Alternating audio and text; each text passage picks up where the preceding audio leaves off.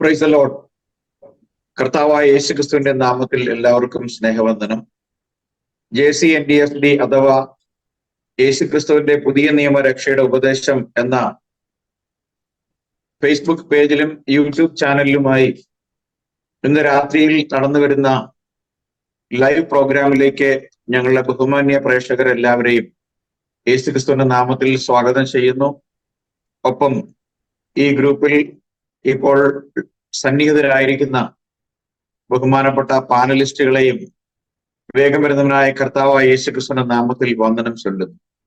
കഴിഞ്ഞ 3 ആഴ്ചകളിൽ ഞങ്ങൾ യഥാർത്ഥ ക്രിസ്തീയ സ്നാനത്തെ സംബന്ധിച്ച് പൊതുജനങ്ങളിൽ നിന്നും ലഭിച്ചുകൊണ്ടിരുന്ന ചോദ്യങ്ങളെ ആസ്പദമാക്കിയുള്ള ചർച്ചകൾ നടത്തിയതിന്റെ വീഡിയോകൾ നിങ്ങൾക്ക് JCNDSD യൂട്യൂബ് ചാനലിലും ഫേസ്ബുക്ക് പേജിലും സന്ദർശിച്ചാൽ കാണുവാൻ കഴിയും. കഴിഞ്ഞ ആഴ്ചയിൽ ക്രിസ്തീയ ആത്മീയ മണ്ഡലത്തിലെ ഏറ്റവും പ്രധാനപ്പെട്ട വിഷയങ്ങളിൽ ഒന്നായ ദൈവത്തിന്റെ ഏകത്വത്തെ സംബന്ധിച്ചുള്ള ഒരു ചർച്ച ഞങ്ങൾ നടത്തിയിരുന്നു. ആ ശ്രേണിയിൽ ഇത് 2ാമത്തെ ചർച്ചയാണ്. ബൈബിളിൽ പുതിയ നിയമത്തിലും പഴയ നിയമത്തിലും നിന്നും ദൈവത്തിന്റെ ഏകത്വത്തെ സംബന്ധിച്ച് ജനങ്ങളിടയിലുള്ള സംശയങ്ങൾ നിങ്ങൾക്ക് ഒരുപക്ഷെ സോഷ്യൽ മീഡിയ സജീവമായിരിക്കുന്ന ഈ കാലഘട്ടത്തിൽ നിങ്ങൾക്ക് ധാരാളമായി കേട്ടിട്ടുണ്ടായിരിക്കാം. പൊതുവിൽ ക്രിസ്തീയ മണ്ഡലത്തിൽ സംശയകരമായി നിലനിൽക്കുന്ന പിതാപുത്ര പരിശുദ്ധാത്മാവ് അല്ലെങ്കിൽ father, son and holy ghost എന്നുള്ള 3 അവസ്ഥകളെ 3 വ്യത്യസ്ത വ്യക്തികളായി അവതരിപ്പിച്ചാണ് നമ്മൾ കണ്ടിട്ടുള്ളത്. പല ചിത്രങ്ങളും നമ്മൾ കണ്ടിട്ടുണ്ട്. ഫാദർ പിതാവ് പുത്രനല്ല, പുത്രൻ പരിശുദ്ധാത്മാവല്ല, പരിശുദ്ധാത്മാവ് പിതാവല്ല, അതുപോലെ പരിശുദ്ധാത്മാവ് പുത്രനല്ല, എന്നിങ്ങനെ ഒരു ട്രയാങ്കിളിൽ നിങ്ങൾ അത് കണ്ടിട്ടുണ്ടായിരിക്കും. എന്നാൽ ട്രയാങ്കിളോ അല്ലെങ്കിൽ റെക്ടാങ്കിളോ ഇങ്ങനെയുള്ള ആംഗിളുകളോ പ്രകൃതിയിലുള്ള വസ്തുക്കളോ ഒന്നും കൂടാതെ ബൈബിൾ ദൈവത്തെക്കുറിച്ച് എന്തു പറയുന്നു എന്നതാണ് നമ്മളുടെ പ്രധാനപ്പെട്ട വിഷയം. വിശുദ്ധ വേദപുസ്തകം ദൈവം ഏകനാണ് എന്ന് പഠിപ്പിക്കുന്നു എന്ന് നമുക്കറിയാം. എന്നാൽ ബൈബിളിലെ പരിശുദ്ധാത്മാവിൽ അല്ലാതെ വ്യക്തിപരമായി അല്ലെങ്കിൽ സംഘടനാ സഭകളുടെ തിയോളജിക്കൽ സെമിനാരികളിൽ രൂപം കൊണ്ട തിയോളജിയുടെ അടിസ്ഥാനത്തിൽ ദൈവവചനത്തെ പല സ്ഥലങ്ങളിൽ നിന്നും പെറുക്കിയെടുത്ത് അത് കണ്ടോ അവിടെ ത്രിത്വമുണ്ട്, ഇവിടെ ത്രിയേകനുണ്ട്, അങ്ങനെയുള്ള ധാരാളം വാദഗതികൾ ഈ കാലഘട്ടങ്ങളിൽ നമ്മൾ ഓരോരുത്തരും കേട്ടിട്ടുണ്ട്. എന്നാൽ ബൈബിൾ വ്യക്തമായി പഠിപ്പിക്കുന്ന ഒരു കാര്യം ദൈവം ഏകനാണ് എന്നുള്ളതാണ്. എന്നാൽ ബഹുഭൂരിപക്ഷം വരുന്ന കത്തോലിക്ക മുതൽ പെന്തക്കോസ്ത് വരെയുള്ള എപ്പിസ്കോപ്പൽ, പ്രൊട്ടസ്റ്റന്റ്, വേർപാട് സഭകൾ എല്ലാം ഭൂരിഭാഗം വരുന്ന ക്രിസ്ത്യാനിറ്റി ഇന്ന് ട്രിനിറ്റി എന്നുള്ള ഒരു കോൺസെപ്റ്റിൽ അവരുടെ വിശ്വാസ പ്രമാണം അടിസ്ഥാനപ്പെടുത്തിയിരിക്കുന്നത് നമുക്ക് കാണാൻ സാധിക്കും. എന്നാൽ ട്രിനിറ്റി എന്നോ ത്രിയേകൻ എന്നോ ത്രിത്വം എന്നോ ഒരു പദം പോലും ലോകത്തിലുള്ള ഒരു ബൈബിൾ വേർഷനുകളിലും ഇതുവരെയും കാണാൻ ആർക്കും കഴിഞ്ഞിട്ടില്ല എന്നുള്ള വസ്തുത അവർ അടിവരയിട്ട് പറയുമ്പോൾ തന്നെ ദൈവം ത്രിയേകനാണ് എന്നാണ് അവർ പഠിപ്പിക്കാൻ ശ്രമിച്ചിട്ടുള്ളത്. ഇന്ന് രാത്രിയിൽ ഏക ദൈവമാണ്, താൻ ഒരുവൻ മാത്രമാണ് ദൈവമെന്നും എന്നോടുകൂടി ആരും ഉണ്ടായിരുന്നില്ലെന്നും വ്യക്തമായി ദൈവം സ്വയം അവകാശപ്പെടുന്ന ധാരാളം അവകാശവാദങ്ങൾ പഴയ നിയമത്തിൽ നമുക്ക് കാണാൻ സാധിക്കും. പുതിയ നിയമത്തിലും അപ്പോസ്തലനായ പൗലോസ്, യാക്കോബ്, യോഹന്നാൻ, പത്രോസ് തുടങ്ങിയ പ്രമുഖരായ പുതിയ നിയമ ലേഖനകർത്താക്കൾ ഈ കാര്യം പുതിയ നിയമത്തിലും വ്യക്തമാക്കിയിട്ടുണ്ട്. അപ്പോൾ പഴയ നിയമത്തിലും പുതിയ നിയമത്തിലും ഒരുപോലെ വ്യക്തമാക്കപ്പെട്ടിരിക്കുന്ന ദൈവത്തിന്റെ ഏകത്വത്തെ സംബന്ധിച്ച് ക്രിസ്തീയ ആത്മീയ മണ്ഡലത്തിൽ പതിവായി ഉയർന്നു വരുന്ന ചോദ്യങ്ങൾ എല്ലാം ഉൾക്കൊള്ളിച്ചുകൊണ്ടുള്ള ചോദ്യോത്തര പരിപാടിയായിട്ടാണ് ഞങ്ങൾ ഈ പ്രോഗ്രാം ഇതുവരെയും നടത്തി വന്നിരുന്നത്. ഞങ്ങൾക്ക് ഇന്ന് ലഭിച്ചിട്ടുള്ള ചോദ്യങ്ങൾ ഇന്ന് ചർച്ചയ്ക്കെടുക്കുന്നതോടൊപ്പം നിങ്ങളുടെ സംശയങ്ങൾ ഈ വീഡിയോയ്ക്ക് താഴെ കമന്റുകളായി രേഖപ്പെടുത്തുകയാണെങ്കിൽ നിങ്ങളുടെ സംശയങ്ങളെയും കൂടി ഉൾപ്പെടുത്തിക്കൊണ്ട് വരും ദിവസങ്ങളിൽ ഈ വിഷയം സംശയരഹിതമായി പരിപൂർണമായും വ്യക്തമായി വെളിപ്പെടുത്തിക്കൊണ്ടുള്ള വീഡിയോകൾ ചെയ്യാമെന്നാണ് ഞങ്ങൾ കരുതുന്നത്. അതുകൊണ്ട് നമുക്ക് ഒരു ദൈവമേ ഉള്ളൂ എന്ന് ബൈബിൾ വ്യക്തമായി പറയുന്നു. മലാഖി 2:10 പറയുന്നു, നമുക്ക് എല്ലാവർക്കും ഒരു പിതാവല്ലേ ഉള്ളൂ, ഒരു ദൈവം തന്നെ എത്രയും നമ്മെ സൃഷ്ടിച്ചതെന്ന്. അപ്പോൾ ആദാം മുതൽ ഇന്ന് വരെയുള്ള സകല മനുഷ്യ സമൂഹവും ഒരുവനാൽ സൃഷ്ടിക്കപ്പെട്ടു എന്ന് ബൈബിൾ പറയുമ്പോൾ ആ ഏക സത്യദൈവത്തെ നാം ജീവിച്ചിരിക്കുന്ന കാലത്ത് അറിയുകയും വിശ്വസിക്കുകയും ആ ദൈവത്തെ നാം നമ്മുടെ ദൈവവും പിതാവുമായി ആരാധിക്കുകയും ചെയ്യണം എന്ന് വിശുദ്ധ വേദപുസ്തകം നമ്മളോട് ആവശ്യപ്പെടുന്നു. അതുകൊണ്ട് ഞങ്ങളുടെ ഈ വീഡിയോകൾ ചെയ്യുന്നതിന്റെ ഉദ്ദേശം ഇത്ര മാത്രമേ ഉള്ളൂ. എല്ലാവരും വിശുദ്ധ വേദപുസ്തകം വ്യക്തവും സ്പഷ്ടവുമായി പഠിപ്പിക്കുന്ന ഏക സത്യ ദൈവത്തെ അറിയുക എന്നൊരു ഉദ്ദേശം മാത്രമാണ് ഞങ്ങൾക്കുള്ളത്. ഞങ്ങൾ ഇതിൽ ഇത്തരം ഉപദേശങ്ങൾ പഠിപ്പിക്കുന്ന ഏതെങ്കിലും സഭകളെയോ അല്ലെങ്കിൽ ഏതെങ്കിലും അതിന്റെ വക്താക്കളായി മുന്നോട്ട് വരുന്ന ഏതെങ്കിലും വക്താക്കളെയോ ഞങ്ങൾ ഇവിടെ വ്യക്തിപരമായി അധിക്ഷേപിക്കുവാൻ ഞങ്ങൾ ആഗ്രഹിക്കുന്നില്ല. എന്നാൽ ആശയ സംവാദം അപ്പോസ്തലന്മാരുടെ കാലഘട്ടം മുതൽ ഉള്ള ഒരു ചരിത്ര സത്യമായതുകൊണ്ട് ആശയ സംവാദത്തിൽ ഊന്നി നിന്നുകൊണ്ട് ഈ സത്യങ്ങളെ ചർച്ചയ്ക്കെടുത്തുകൊണ്ട് ജനങ്ങളുടെ അറിവിലേക്ക് എത്തിക്കുക എന്നുള്ള ഒരു ദൗത്യം ദൈവത്താൽ ലഭിച്ചതാണ് എന്നുള്ള തിരിച്ചറിവോടുകൂടി ഇന്ന് രാത്രിയിലും ഞങ്ങൾ ദൈവത്തിന്റെ ഏകത്വത്തെ സംബന്ധിച്ചുള്ള ചില ചോദ്യങ്ങൾക്ക് മറുപടി പറയാൻ ആഗ്രഹിക്കുകയാണ്. ഇന്ന് പാനലിൽ ഉള്ള കർത്താവിൽ പ്രിയ സഹോദരന്മാരായ ദൈവദാസന്മാർ ബ്രദർ വിൽസൺ ബെഞ്ചമിൻ ദുബായിൽ നിന്നും, അതുപോലെ പാസ്റ്റർ ജോയ് കെ ജോസഫ് കൊച്ചിയിൽ നിന്നും, അതുപോലെ ബ്രദർ സൈമൺ ബെഞ്ചമിൻ കായംകുളത്തു നിന്നും, അതുപോലെ പാസ്റ്റർ ബേബി കൊട്ടാരക്കര നിന്നും ഈ ചാനലിൽ ഇന്ന് സന്നിഹിതരായിരിക്കുന്നു. ഞാൻ അവരെ പ്രത്യേകമായി ഈ ഇന്നത്തെ പ്രോഗ്രാമിലേക്ക് സ്വാഗതം ചെയ്യുന്നു. ഞാൻ നിങ്ങളുടെ ബ്രദർ ജോസ് വർഗീസ് കോട്ടയത്ത് നിന്നും. ചോദ്യങ്ങൾ ആരംഭിക്കാൻ പോവുകയാണ്. ആദ്യമായി ഒന്നാമത്തെ ചോദ്യം ചോദിക്കാൻ ആഗ്രഹിക്കുന്നത് ബ്രദർ സൈമനോടാണ്. ചോദ്യം ഇതാണ്: ബൈബിൾ പിതാവ്, പുത്രൻ, പരിശുദ്ധ ആത്മാവ് എന്ന് പറയുന്നു. അങ്ങനെ വരുമ്പോൾ എന്തുകൊണ്ട് ട്രിനിറ്റി ഇല്ല എന്ന് പറയാൻ കഴിയും? Praise the Lord. നമുക്ക് ആദ്യമേ ഈ ട്രിനിറ്റി എന്ന് പറഞ്ഞു കഴിഞ്ഞാൽ അത് വെച്ച് അവർ ഉദ്ദേശിക്കുന്ന എന്തുവാന്നുള്ള കാര്യം മനസ്സിലാക്കി കഴിഞ്ഞാൽ നമുക്ക് അതിനകത്ത് കുറച്ച് കാര്യങ്ങൾ മനസ്സിലാക്കാനൊക്കെ ഇതെങ്ങനെ ഇത് ശരിയല്ലെന്ന്. നമ്മൾ കാണുന്നതെന്ന് പറഞ്ഞു കഴിഞ്ഞാൽ ഈ പിതാവ് എന്നുള്ള വാക്ക് ബൈബിളിനകത്തുണ്ട്, പുത്രൻ എന്ന് പറഞ്ഞ വാക്ക് ബൈബിളിനകത്തുണ്ട്, പരിശുദ്ധാത്മാവ് എന്ന വാക്ക് ബൈബിളിനകത്തുണ്ട്. ഇത് മൂന്നും കൂടെ ചേർന്നുള്ള ഒരു വാക്യമുണ്ട്.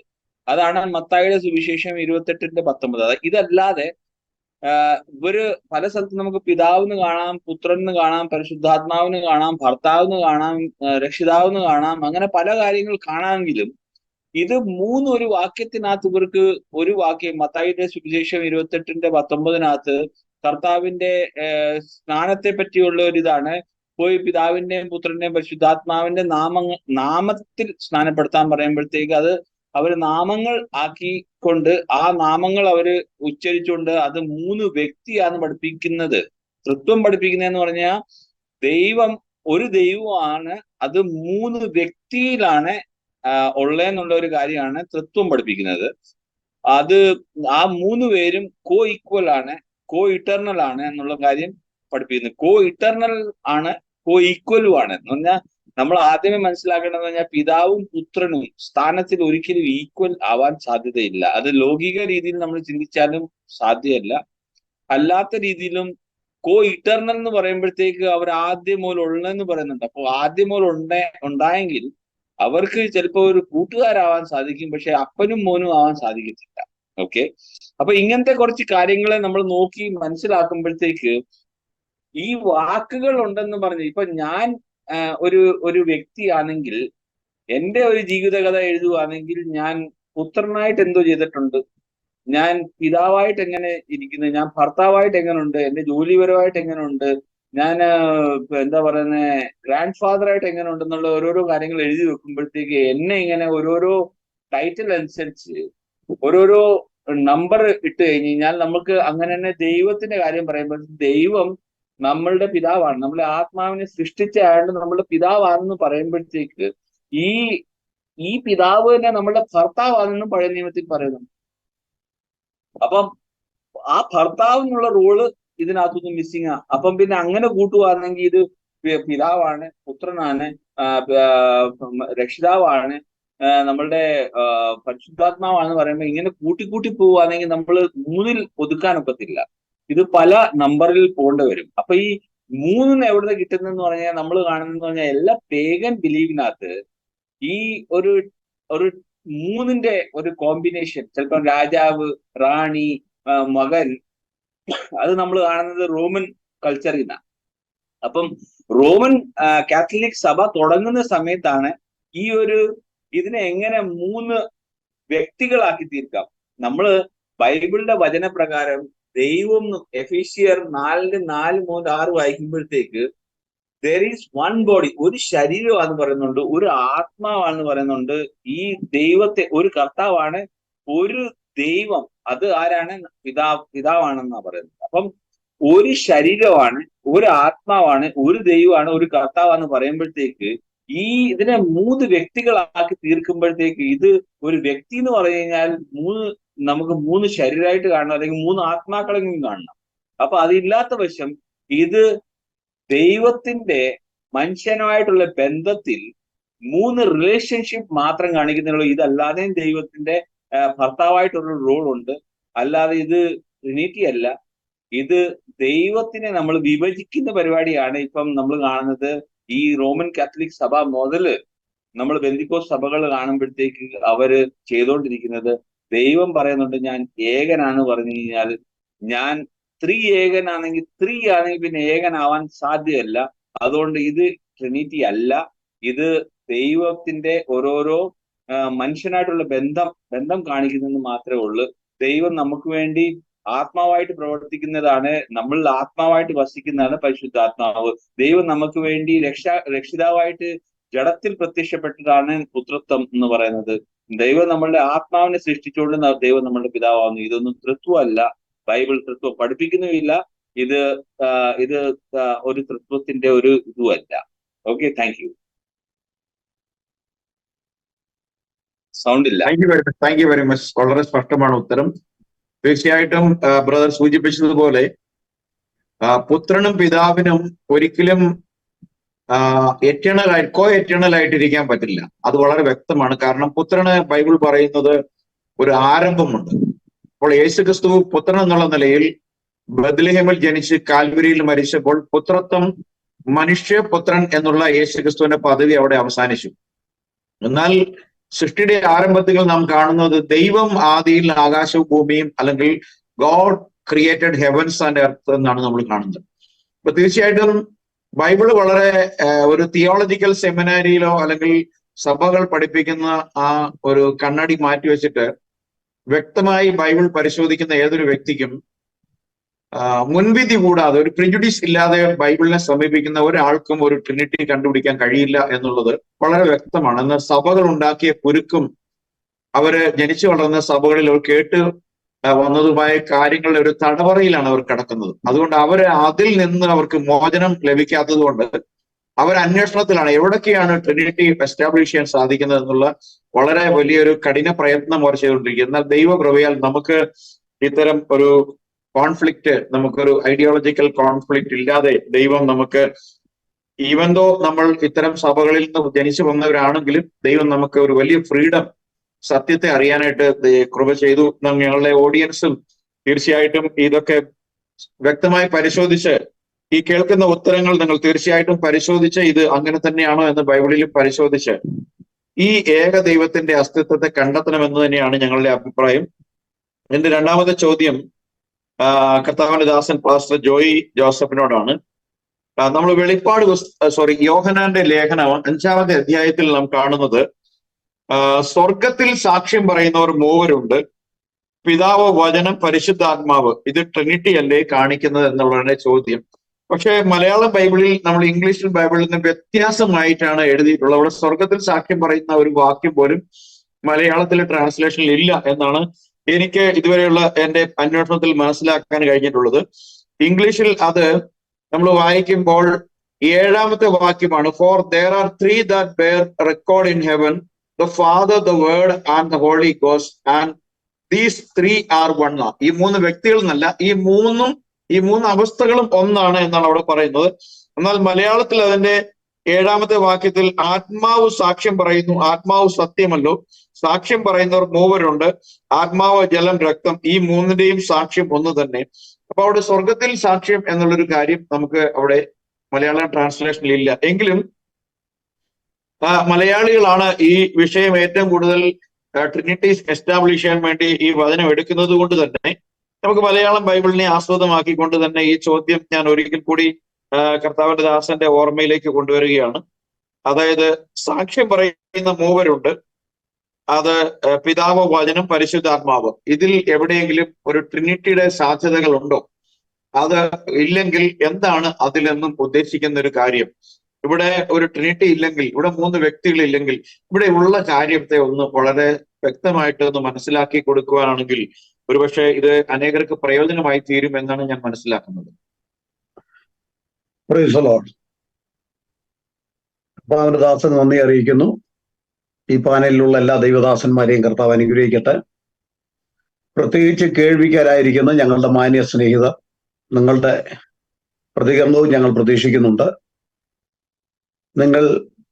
ഞങ്ങൾ പറയുന്ന വാക്കുകൾ, അതിൽ നിങ്ങളുടെ പ്രതികരണം ഉണ്ടായിരിക്കണം. കാരണം നിങ്ങൾക്ക് വേണ്ടിയാണ് ഞങ്ങൾ പറയുന്നത്. വചനത്തിന് വിരുദ്ധമായിട്ടോ ദൈവജനത്തിൽ ഇല്ലാത്ത എന്തെങ്കിലും ഞങ്ങൾ എടുത്ത് പറഞ്ഞാൽ നിങ്ങൾക്ക് ചോദിക്കാം. തെറ്റ് ആണെന്ന് കാണിച്ചു തരാം.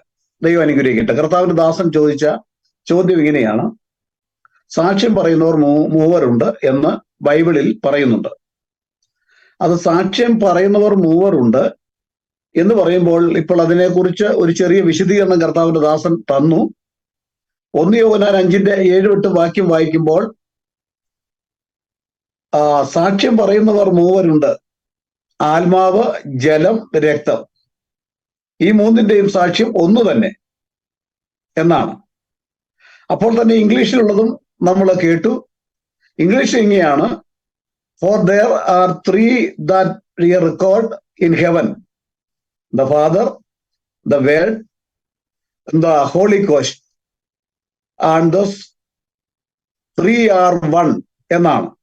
അതിന്റെ 8ാം വാക്യം ഇങ്ങനെയാണ്: and there are 3 that bear witness in earth, in the spirit and the water and the blood, and thus 3 agree in one. ഇത് മലയാളത്തിലില്ല. ഈ പ്രയോഗം സ്വർഗത്തിൽ സാക്ഷ്യം പറയുന്നവർ 3, ഭൂമിയിൽ സാക്ഷ്യം പറയുന്നവർ 3, ഇത് മലയാളത്തിലില്ല എന്ന് നമ്മൾ കർത്താവിന്റെ ദാസനിലൂടെ നമ്മൾ കേട്ട് കഴിഞ്ഞു. പിയോസഭയുള്ള വാക്യം കൂടെ ഞാൻ ചേർന്ന് വായിക്കാം. 3 സാക്ഷികളാണ് ഉള്ളത്: ആത്മാവ്, ജലം, രക്തം.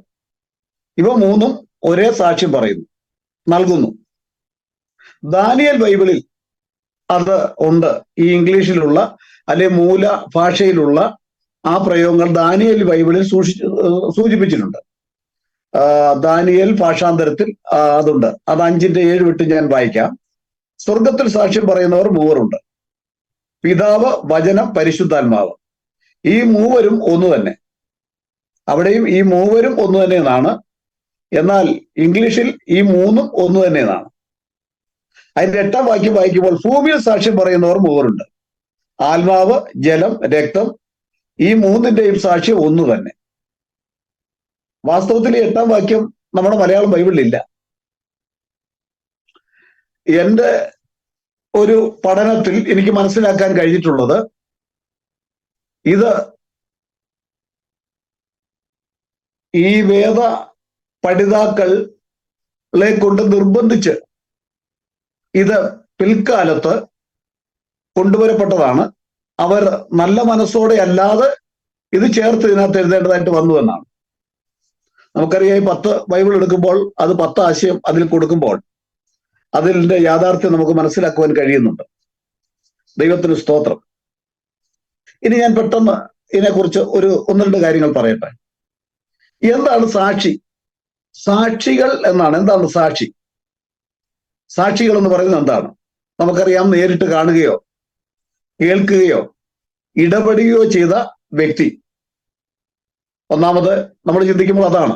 നേരിട്ട് കണ്ടു, നേരിട്ട് അതിൽ ഇടപെട്ടു, നേരിട്ട് അത് കേട്ടു, അങ്ങനെയുള്ളവരെയാണ് സാക്ഷികൾ എന്ന് പറയുന്നത്. മറ്റൊന്ന് നമുക്ക് ചിന്തിക്കാം, ഒരു സംഭവം നടന്നു, അതിന്റെ വ്യക്തമായ തെളിവ് നൽകുന്ന എന്തെങ്കിലും വസ്തുവാകാം.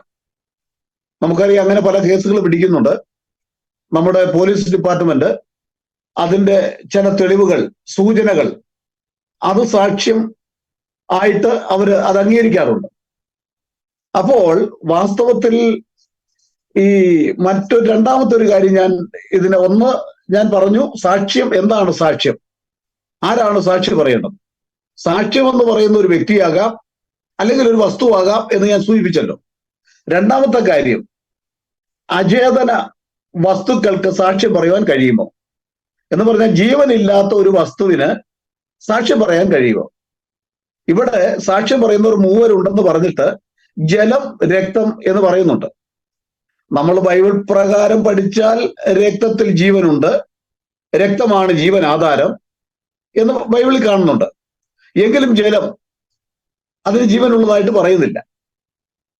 അപ്പോൾ യഥാർത്ഥത്തിൽ നമ്മൾ ബൈബിൾ പ്രകാരം ചിന്തിക്കുമ്പോൾ, അതിന്റെ ആത്മീയ അർത്ഥങ്ങൾ ചിന്തിക്കുമ്പോൾ, നമുക്കത് ജീവനില്ലാത്ത വസ്തുക്കളും സാക്ഷ്യത്തിന് വേണ്ടി ഉപയോഗിക്കും എന്ന് ഞാൻ പറഞ്ഞല്ലോ. പോലീസ് ഡിപ്പാർട്ട്മെന്റ് ജീവനില്ലാത്ത, നമുക്കറിയാം, ഒരു മുടി പോലും പരിശോധിച്ച്, അല്ലെങ്കിൽ ആ വ്യക്തിയുടെ എന്തെങ്കിലും വസ്തുക്കൾ പരിശോധിച്ച്, ഇന്ന വ്യക്തിയാണ് അവിടെ കടന്ന് ആക്രമണം നടത്തിയത്, അല്ലെങ്കിൽ എന്തെങ്കിലും ഇന്ന വ്യക്തി അവിടെ ചെന്നിട്ടുണ്ട് എന്ന് തെളിയിക്കുന്ന പല സൂചനകൾ കൊണ്ട് കേസ് വിജയിച്ചിട്ടുണ്ട്, കേസ് മുൻപോട്ട് പോയിട്ടുള്ളതായിട്ട് നമുക്കറിയാം. അപ്പോൾ ഇവിടെ നമുക്ക് മത്തായിയുടെ സുവിശേഷം 10-ാം അധ്യായത്തിന്റെ 14-ാം വാക്യം വായിക്കുമ്പോൾ, സാക്ഷ്യം പറയാൻ കർത്താവ് തന്റെ ശിഷ്യന്മാരെ പറഞ്ഞയച്ചിട്ട്, നിങ്ങളൊരു പട്ടണത്തിൽ ചെന്ന് നിങ്ങൾ അവരോട് ദൈവരാജ്യം സമീപിച്ചിരിക്കുന്നു എന്ന് പറയുക. അവിടെ ഒരു സമാധാന പുരുഷനുണ്ടെങ്കിൽ നിങ്ങളെ അവർ അംഗീകരിക്കും. ആരും കൈക്കൊള്ളുന്നില്ലെങ്കിൽ നിങ്ങൾ നിങ്ങളുടെ കാലിലെ പൊടി അവിടെ തട്ടിക്കളയുക. ആ പൊടി അന്ത്യകാലത്ത് സാക്ഷ്യത്തിനായി എഴുന്നേൽക്കും എന്നാണ്. ബൈബിൾ പ്രകാരം വസ്തുക്കളും സാക്ഷ്യം പറയും എന്ന് നമുക്ക് കാണുവാൻ കഴിയുന്നുണ്ട്. അതുപോലെ നിങ്ങൾ ആർക്കുന്നില്ലെങ്കിൽ ഈ കല്ലുകൾ ആർക്കും എന്ന് യേശു ക്രിസ്തു പറയുന്ന വാക്കുകൾ ഇത്തരണത്തിൽ വളരെ ഓർമ്മിക്കുന്നത് നല്ലതാണ്. പിന്നെ ന്യായവിധിക്കായി മുകളിൽ ആകാശത്തിലെയും താഴെ ഭൂമിയെയും വിളിക്കുന്നതായിട്ട് നമുക്ക് കാണുവാൻ കഴിയുന്നുണ്ട്. ഉരിയാട കഴുത പോലും മനുഷ്യവാക്കായി സംസാരിച്ചതായിട്ട് വിശുദ്ധ ബൈബിൾ നമുക്ക് കാണുവാൻ കഴിയുന്നു. റോമർ 1:18 വായിക്കുമ്പോൾ, അനീതി കൊണ്ട് സത്യത്തെ തടുക്കുന്ന മനുഷ്യരുടെ സകല അഭക്തിക്കും അനീതിക്കും നേരെ ദൈവത്തിന്റെ കോപം സ്വർഗത്തിൽ നിന്ന് വെളിപ്പെടുന്നു. ദൈവത്തെക്കുറിച്ച് അറിയാവുന്നത് അവർക്ക് വെളിവായിരിക്കുന്നു. ദൈവം അവർക്ക് വെളിവാക്കിയല്ലോ.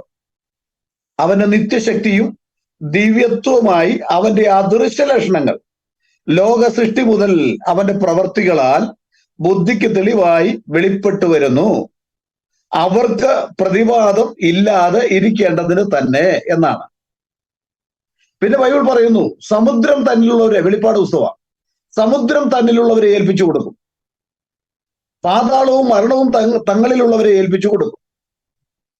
എബ്രായലേഖനം 12:24 വായിക്കുമ്പോൾ, ഹാബേലിന്റെ രക്തത്തെക്കാൾ ഗുണകരമായി സംസാരിക്കുന്ന പുണ്യാഹ രക്തം എന്ന് യേശുവിന്റെ രക്തത്തെ കുറിച്ച് പറയുകയാണ്. അപ്പൊ ഇവിടെ ജലം സാക്ഷ്യം പറയും, രക്തം സാക്ഷ്യം പറയും എന്നുള്ളതിന്റെ ഉദാഹരണങ്ങളാണ് ഞാൻ എടുത്തു തരുന്നത്. ഉൽപ്പത്തി 4:9-10 വായിക്കുമ്പോൾ, യഹോവ കയീനോട്, നിന്റെ അനുജനായ ഹാബേൽ ഇവിടെ? നിന്റെ അനുജന്റെ രക്തത്തിന്റെ ശബ്ദം ഭൂമിയിൽ നിന്ന് എന്നോട് നിലവിളിക്കുന്നു.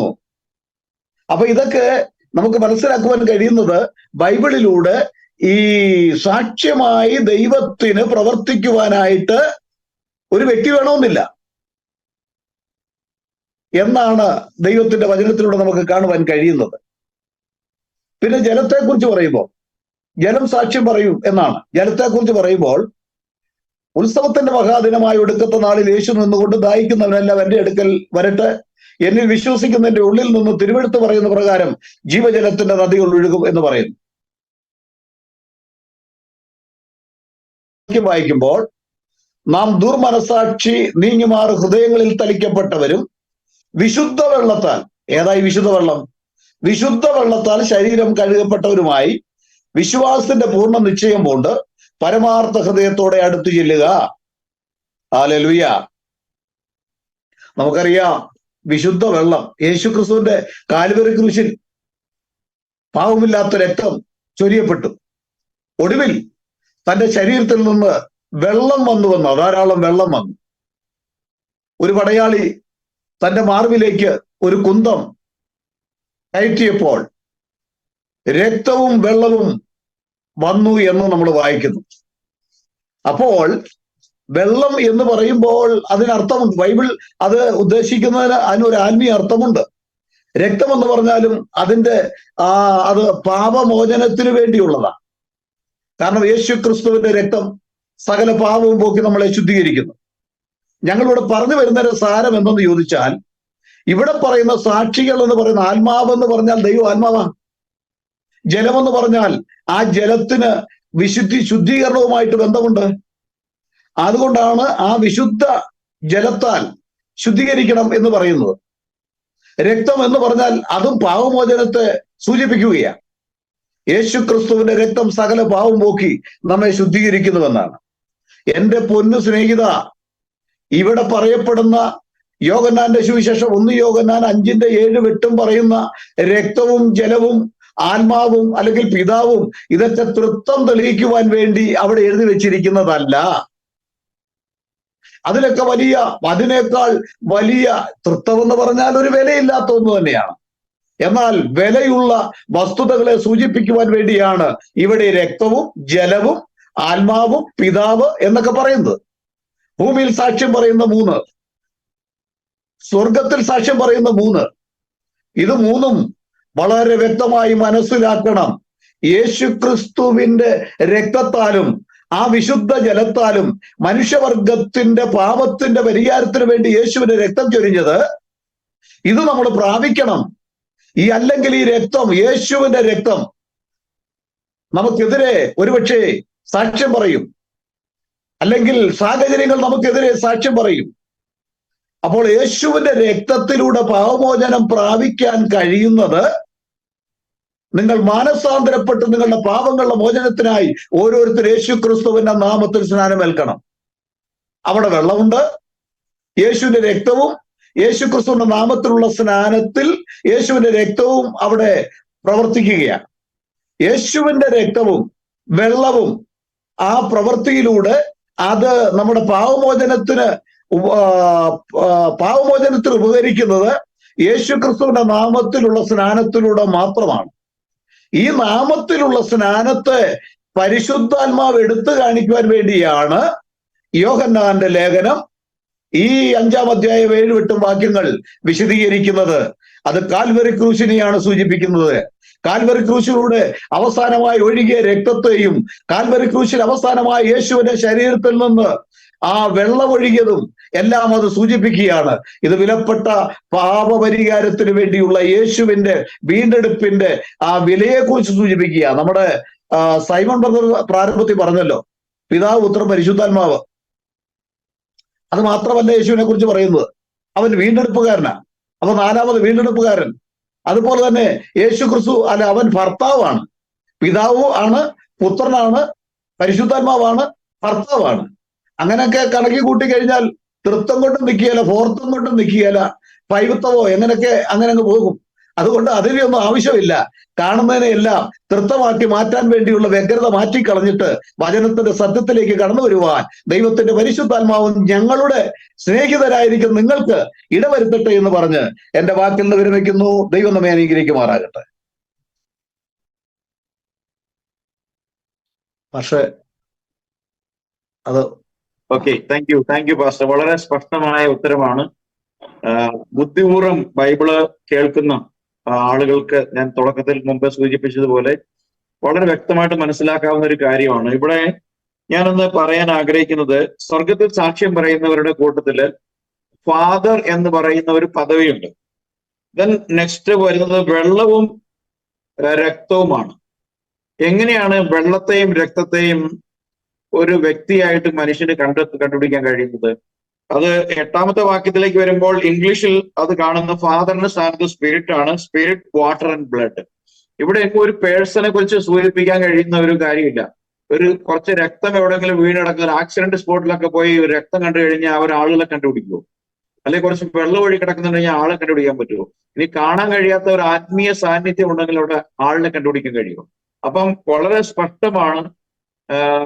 ബുദ്ധിശൂന്യത കൊണ്ട് മാത്രം ദൈവത്തിന് ഒരു 3 വ്യക്തിത്വം ഉണ്ടാക്കാൻ ശ്രമിക്കുന്നവരുടെ ബോധപൂർവമായ ഗിമ്മിക്കുകൾ കൊണ്ട് മാത്രമേ ഈ യോഹന്നാൻ 5 ഈ സബ്ജക്ട് എടുത്തുകൊണ്ടുവന്ന് ട്രിനിറ്റി സ്ഥാപിക്കാൻ കഴിയുള്ളൂ. അവരുടെ ഒരു ഗതികേട് എന്ന് മാത്രം പറഞ്ഞുകൊണ്ട് ഞാൻ ആ ഭാഗം വിടുകയാണ്.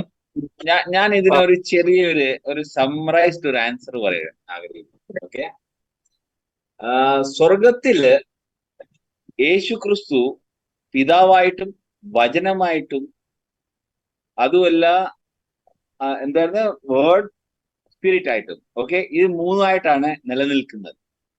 ഓക്കെ, പക്ഷെ ഭൂമിയില് കുരിശിൽ നമ്മൾ കാണുന്നതെന്ന് പറഞ്ഞു കഴിഞ്ഞാൽ ആ ശരീരത്തിൽ, അതുകൊണ്ടാണ് കൊലോസിയർ 2:9 ദൈവത്തിന്റെ സർവ്വസമ്പൂർണ്ണ ദേഹരൂപമായി വസിക്കുന്നത് യേശു ക്രിസ്തുവില്ല. അതെവിടെ? സ്വർഗത്തിലുള്ള കാര്യമാണ് പറയുന്നത്. ഭൂമിയിൽ നമ്മൾ യേശു ക്രിസ്തുവിന്റെ ക്രൂശിൽ നമ്മൾ കാണുന്നതെന്ന് പറഞ്ഞു കഴിഞ്ഞാൽ അവിടെ നമ്മൾ കാണുന്നത് അവൻ ആത്മാവിനെ സമർപ്പിക്കുന്നു, അവന്റെ ശരീരത്തിൽ നിന്ന് രക്തവും വെള്ളവും വരുന്നു. ഇത് 3 കൂടെ ചേർന്നത്. അപ്പം യേശു ക്രിസ്തുവിന്റെ ഒരു വ്യക്തിയുടെ ഹെവനിലും എർത്തിലുള്ള വിറ്റ്നസ് ആണ് യേശു ക്രിസ്തുവിന്റെ ഇത് 3 സൂചിക്കുന്നത്. ഒരു വ്യക്തി ആ യേശു ക്രിസ്തുവിന്റെ കാര്യം മാത്രമാണ് സംസാരിക്കുന്നത്. ഭൂമിയിൽ ആ ശരീരത്തിൽ നിന്ന് തന്നെയാണ് രക്തവും വെള്ളവും ആത്മാവും നമ്മൾ എന്റെ ആത്മാവിനെ സമർപ്പിക്കുന്നു എന്ന് പറയുന്നത്. അപ്പൊ അങ്ങനെ ഒന്നാവുന്ന പോലെ തന്നെയാണ് മേളിലും വചനമായിട്ടും വചനമായിട്ടെന്ന് പറഞ്ഞു കഴിഞ്ഞാൽ ആ ഹെവൻലി ബീയിങ്സിന് കാണപ്പെടുന്ന രൂപത്തിൽ ദൈവം ആത്മാവാണ്. ഓക്കെ, ആ ആത്മാവായ ദൈവം സർവ്വ പ്രപഞ്ചത്തിൽ നിറഞ്ഞിരിക്കുന്ന ദൈവം അവിടുത്തെ ഹെവൻലി ബീയിങ്സുമായിട്ട് കമ്മ്യൂണിക്കേറ്റ് ചെയ്യാണ്, ഏഞ്ചൽസുമായിട്ട് കമ്മ്യൂണിക്കേറ്റ്. അതിന്റെ ഒരു ഫോം ആണ് വേൾഡ്ലി ഫോം, സ്പിരിച്വൽ ബോഡി എന്ന് പറയാം നമ്മൾ.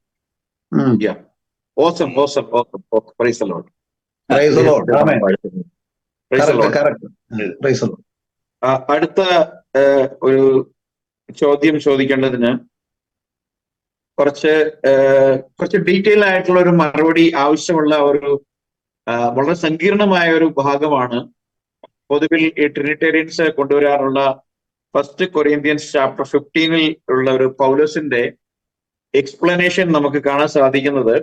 ഞാനിവിടെ അതിന്റെ ചോദ്യത്തിന് വേണ്ടി 28ാമത്തെ വാക്യം മാത്രമേ ചോദിച്ചിട്ടുള്ളെങ്കിലും നമുക്കൊരു എക്സ്പ്ലനേഷന് വേണ്ടി 24 മുതൽ 28 വരെയുള്ള വാക്യങ്ങൾ എടുത്ത് സംസാരിച്ചാലാണ് ആ പിക്ചർ ഒരു വളരെ ക്ലാരിറ്റിയോടുകൂടി ചെയ്യാൻ കഴിയുള്ളൂ എന്നാണ് ഞാൻ വിചാരിക്കുന്നത്. മാത്രമല്ല, നമ്മള് ഈ കിങ് ജെയിംസ് വേർഷനിലേക്ക് പോകുമ്പോൾ ചില സ്ഥലങ്ങളിൽ നമ്മൾ സ്റ്റാർ മാർക്ക്ഡ് ആയിട്ടുള്ള ഈ ബൈബിൾ കൊട്ടേഷൻസ് കാണാൻ സാധിക്കും.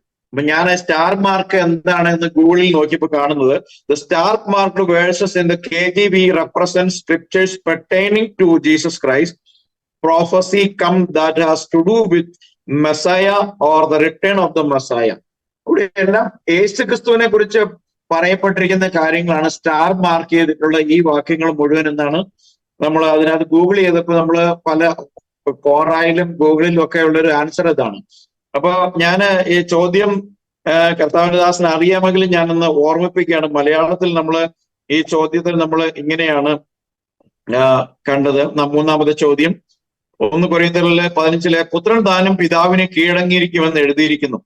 അങ്ങനെയെങ്കിൽ കീഴടക്കി കൊടുത്ത പിതാവും കീഴടങ്ങിയിരിക്കുന്ന പുത്രനും 2 വ്യക്തികൾ അല്ലെന്ന് പറയാൻ കഴിയുമോ? Praise the Lord. Praise the Lord. അപ്പം ഈ ഒരു ചോദ്യത്തിന്റെ ഉത്തരത്തിന് ചെറിയൊരു പ്രസന്റേഷൻ ഞാൻ ഉണ്ടാക്കിയിട്ടുണ്ട്. അപ്പൊ അത് ഞാൻ സ്ക്രീനിൽ ഷെയർ ചെയ്യുന്നതായിരിക്കും. ഈ 28ാമത്തെ വാക്യം നമ്മൾ ശ്രദ്ധിക്കുമ്പം നമുക്ക് കാണാൻ പറ്റുന്നത് ഇവിടെ ആ ഒരു ആദ്യമേ അവിടെ പറഞ്ഞു തുടങ്ങുന്നത് ആദാമിനെ പറ്റിയാണ്. എന്തുകൊണ്ട് അവിടെ ആദാമിനെ പറ്റി പറയുന്നു എന്ന് അവിടെ നമ്മൾ ശ്രദ്ധിച്ചു നോക്കുമ്പോൾ, ആദാം ആണ് ആദ്യം പാപത്തിൽ വീഴുകയും കർത്താവിന്റെ കൽപ്പനയെ തെറ്റിക്കുകയും ആ കൽപ്പന തെറ്റിക്കുന്നത് കാരണം മരണം അവനിൽ പ്രവേശിക്കുകയും ചെയ്യുന്നത് വളരെ വ്യക്തമായിട്ട് നമുക്ക് കാണുവാൻ സാധിക്കും. അപ്പോൾ ഈ ഒരു കാര്യം, അതായത് മരണം, ആ മരണത്തിന്റെ അധികാരം അല്ലെങ്കിൽ മരണത്തിന്റെ അധികാരിയായി തീർന്നു എന്നാണ് പറയുന്നത്. അതിൽ കൂടെ ആരാണ് മരണത്തിന്റെ അധികാരി ആയി തീർന്നത്? സാത്താൻ ആണ് മരണത്തിന്റെ അധികാരി ആയി തീർന്നത്. അതുകൊണ്ട് പറയുന്നു, ആദാം പാപത്തിൽ വീഴുകയും അവൻ ഒരു ജീവിപ്പിക്കുന്ന ദേഹിയായി തീർന്നു എന്നുള്ള കാര്യം പറഞ്ഞുകൊണ്ടാണ് താഴോട്ട് വരുമ്പോൾ പറയുന്നത്, എന്നാൽ അവന് സകലവും കീഴ്പ്പെട്ടു വന്ന ശേഷം ദൈവം സകലത്തിലും സകലവും ആകേണ്ടതിന് പുത്രൻ താനും സകലവും തനിക്ക് കീഴാക്കി കൊടുത്തവനും കീഴ്പ്പെട്ടിരിക്കുന്നു. അപ്പോൾ അതിനകത്ത് 26-ാമത്തെ വാക്യത്തിൽ ഓർമ്മിപ്പിക്കുന്ന ഒരു കാര്യം ഉണ്ട്. ഒടുക്കത്തെ ശത്രുവായിട്ട് മരണം നീങ്ങിപ്പോകും. അപ്പൊ ഈ മരണം എന്ന ശത്രുവിനെ നീക്കുവാൻ വേണ്ടിയും രാജ്യം, അതായത് അങ്ങനെ നഷ്ടപ്പെട്ടു പോയ രാജ്യം, അതായത് മരണത്തിന്റെ അധികാരം ആ സാത്താനിൽ കടന്നു പോകുകയും ആ ഒരു രാജ്യത്തിന്റെ അധികാരിയും ജീവന്റെ ആ താക്കോലും അവന്റെ കയ്യിലായിരിക്കുന്നതും ആണ് നമ്മളെ ഓർമ്മിപ്പിക്കുന്നത്. അപ്പോൾ നമ്മൾക്ക് അറിയാവുന്ന ഒരു കാര്യം, കർത്താവ് പറയുന്നത്, ഞാൻ എൻ്റെ പിതാവിന്റെ നാമത്തിൽ വന്നിരിക്കുന്നു. അപ്പോൾ യേശു ഒരു പുത്രൻ മാത്രമാണെന്ന് എപ്പോഴും വിചാരിക്കുന്ന ആൾക്കാര് അതിൽ നിന്നും മാറി നമ്മൾ എങ്ങനെ ചിന്തിക്കുന്നു എന്ന് പറഞ്ഞു കഴിഞ്ഞാൽ, യേശു എന്ന നാമം അത് പിതാവിന്റെ നാമമായിരുന്നു. അപ്പോൾ ആത്മാവായ ദൈവം, സകലത്തിലും നിറഞ്ഞു നിൽക്കുന്ന ദൈവം, സകലത്തെയും കീഴാക്കുന്ന ദൈവം, സകലത്തിന്റെയും സൃഷ്ടാവായ ദൈവം. അതുകൊണ്ട് തന്നെ യേശുവിനെ പറ്റി പറയുന്നു, അവൻ സൃഷ്ടാവാണ്. അപ്പോൾ യേശു എന്ന, അതായത് യഹോവ എന്റെ രക്ഷയായി തീർന്നു എന്നുള്ള അർത്ഥമുള്ള ദൈവം, അവൻ നമ്മൾ ഇടതുവശത്ത് കാണുന്നത് എങ്ങനെയാണ്? അവന്റെ ദൈവികത്വത്തെ പറ്റിയാണ് കാണുന്നത്. അവന്റെ ദൈവികത്വം എന്താണ്? അവന് ജനനമില്ല, അവന് മരണമില്ല, അവൻ ആദ്യനാണ്, അവൻ അന്ത്യനാണ്, അവന് തുടക്കമില്ല, അവന് അവസാനമില്ല. അങ്ങനത്തെ എല്ലാ വാക്യങ്ങളും അവനെ പറ്റി അവൻ വെളിപ്പെടുത്തുന്നത് വെളിപ്പാട് പുസ്തകത്തിൽ യോഹന്നാന് വെളിപ്പെടുത്തുന്നു. അവൻ സൃഷ്ടാവാണ് എന്ന് യോഹന്നാൻ തന്നെ യോഹന്നാന്റെ സുവിശേഷം 1-ാമത്തെ അധ്യായം 1 മുതൽ 3 വരെയുള്ള വാക്യത്തിൽ പറയുന്നു. അവൻ ജഡവും രക്തവും മാത്രമല്ല എന്ന് നമ്മൾ 1 കൊരിന്ത്യർ 15:45 കാണുന്നു. അവൻ ജീവിപ്പിക്കുന്ന ആത്മാവാണെന്ന് കാണുന്നു. അവന് കാണാൻ പറ്റാത്ത ആ ഫോമുമുണ്ട് എന്ന് തന്റെ ശിഷ്യന്മാരോട് പറയുന്നുണ്ട്. ഞാൻ നിങ്ങളോട് കൂടെ ഉണ്ടായിരിക്കും, പക്ഷെ ലോകത്തിന് എന്നെ കാണുവാൻ സാധിക്കത്തില്ല, പക്ഷെ നിങ്ങൾ ആത്മാവിലായിരിക്കുന്നത് കൊണ്ട് നിങ്ങൾക്ക് എന്നെ കാണുവാൻ സാധിക്കും എന്ന് പറയുന്നു. അവൻ തന്നെയാണ് അബ്രഹാമിന് വെളിപ്പെട്ടത് പഴയ നിയമത്തിൽ എന്ന് യോഹന്നാന്റെ സുവിശേഷം 8-ാമത്തെ അധ്യായത്തിൽ വളരെ വ്യക്തമായിട്ട് പറയുന്നു. അപ്പോൾ അവന് ഒരു ആത്മീയ സദൃശ്യമായ രൂപവും ഉണ്ട് എന്ന് പറയുന്നു. പഴയ നിയമത്തിൽ അവൻ ദൈവം സകലത്തെയും നിറയ്ക്കുന്നു എന്ന് ശലോമോൻ 1 രാജാക്കന്മാരുടെ പുസ്തകം അതിന്റെ 8-ന്റെ 27-ാമത്തെ വാക്യത്തിൽ പറയുന്നു. അത് തന്നെ പൗലോസ് യേശു ക്രിസ്തുവിനെ പറ്റി പറയുന്നു. അവൻ സകലത്തെയും നിറയ്ക്കുവാൻ വേണ്ടി, പിന്നെയും സകലത്തെയും ആദി എന്ന പോലെ നിറയ്ക്കുവാൻ വേണ്ടി അവൻ ആത്മാവായി തീർന്നു എന്ന് വളരെ വ്യക്തമായിട്ട് പറയുന്നു. അവൻ കാണുന്നതിൽ വളരെ അപ്പുറമായി 1 തിമോത്തിയോസ് 6:13 പറയുന്നു, അവൻ കണ്ടുകൂടാത്ത വെളിച്ചത്തിൽ, നമുക്ക് അറിയുവാൻ സാധിക്കാത്ത കണ്ടുകൂടാത്ത വെളിച്ചത്തിൽ വസിക്കുന്ന ഏകനാകുന്നു എന്ന് 1 തിമോത്തിയോസ് 6:13 പറയുന്നു. അപ്പോൾ പിന്നെ അവൻ സർവശക്തൻ എന്ന് വെളിപ്പാട് പുസ്തകത്തിൽ പറയുന്നു. അപ്പൊ അവനിൽ മേളിൽ ആരുമില്ല എന്ന് വചനം നമുക്ക് മൊത്തത്തിൽ വെളിപ്പെടുത്തുന്നു. പക്ഷേ അവൻ കീഴ്പ്പെട്ടവനാണ് എന്ന് ഈ 1 കൊരിന്ത്യർ 15 അതിന്റെ 28 പറയുമ്പോൾ അവിടെ ട്രിനിറ്റി പാടെ പൊളിയുകയാണ്. എന്തെന്ന് വെച്ച് കഴിഞ്ഞാൽ, നമ്മൾ യേശു ദൈവമാണെന്നും അവൻ ഏക സൃഷ്ടാവായ ദൈവമാണെന്ന് പറയുമ്പോൾ അവർ നമ്മളെ കാണിക്കുന്ന വചനം ഇവിടെ ഈ വചനങ്ങളൊക്കെയാണ്. അപ്പോൾ ഈ വചനങ്ങൾ കാണിക്കുമ്പോൾ അവരുടെ സൃഷ്ടി പിന്നെ സമതുല്യർ എന്നുള്ള കാര്യം ഇവിടെ പാടെ പൊളിയുകയാണ്. പക്ഷേ നമ്മൾ എന്തുവാണ് പറയുന്നത്? അവൻ നമ്മളെ പാപത്തിന്റെ ആ അധികാരത്തിൽ നിന്നും വിടുവിക്കുവാൻ, അവൻ നമ്മളെ മരണത്തിന്റെ അധികാരിയിൽ നിന്നും വിടുവിക്കുവാൻ വേണ്ടി ജഡമെടുത്തു. വചനം ദൈവമായിരുന്നു, വചനം ജഡമെടുത്ത് ഈ ലോകത്തിൽ കടന്നു വന്നു. അപ്പോൾ അവന്റെ ഫോം ഓഫ് സൺ അല്ലെങ്കിൽ അവന്റെ മനുഷ്യത്വം അത് സംബന്ധിച്ച് നമ്മൾ നോക്കുമ്പോൾ അവൻ ജനനമുള്ളവനാണ്, അവൻ ഒരു മനുഷ്യനെ പോലെ ജീവിച്ചവനാണ്, അവന് ഒരു മനുഷ്യനുള്ള സകല ലിമിറ്റേഷനും നമ്മുടെ മുമ്പിൽ കാണിച്ചിട്ടുള്ളവനാണ്. അവൻ തന്നിലുള്ള ആത്മാവ്, അതായത് പിതാവിന് പൂർണ്ണമായി കീഴടങ്ങിയവനാണ്. അതായത് ഞാൻ സ്വയമേ ഒന്നും ചെയ്യുന്നില്ല, പിതാവ് എന്നിൽ വസിച്ചുകൊണ്ട് തന്റെ വേല ചെയ്യുന്നു എന്ന് പറഞ്ഞവനാണ്. അവൻ ജഡവും രക്തവുമാണ്. നമുക്കറിയാം ജഡവും രക്തവും സ്വർഗത്തിലില്ല എന്നുള്ള വചനം നമുക്കറിയാം. പക്ഷെ അവൻ ഈ ഭൂമിയിൽ വന്നപ്പോൾ ജഡവും രക്തവും ആയാണ് ഈ ലോകത്തിൽ വന്നത്.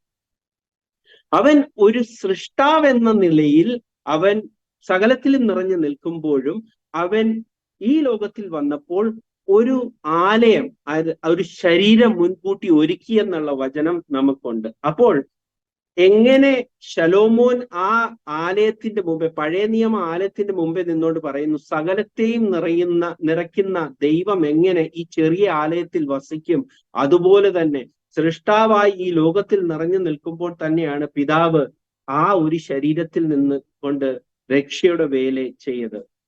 അവൻ ദൈവത്തെ വെളിപ്പെടുത്തിയത്, അതായത് അദൃശ്യനായ ദൈവത്തെ വെളിപ്പെടുത്തിയ ദൃശ്യരൂപം എന്ന് പറയുന്നു. അവൻ അപ്പോസ്തലന്മാര് കൂടെ നടന്നപ്പോൾ പക്ഷെ അവൻ ആർക്കും കാണാതെ നടക്കുകയും ചെയ്തു.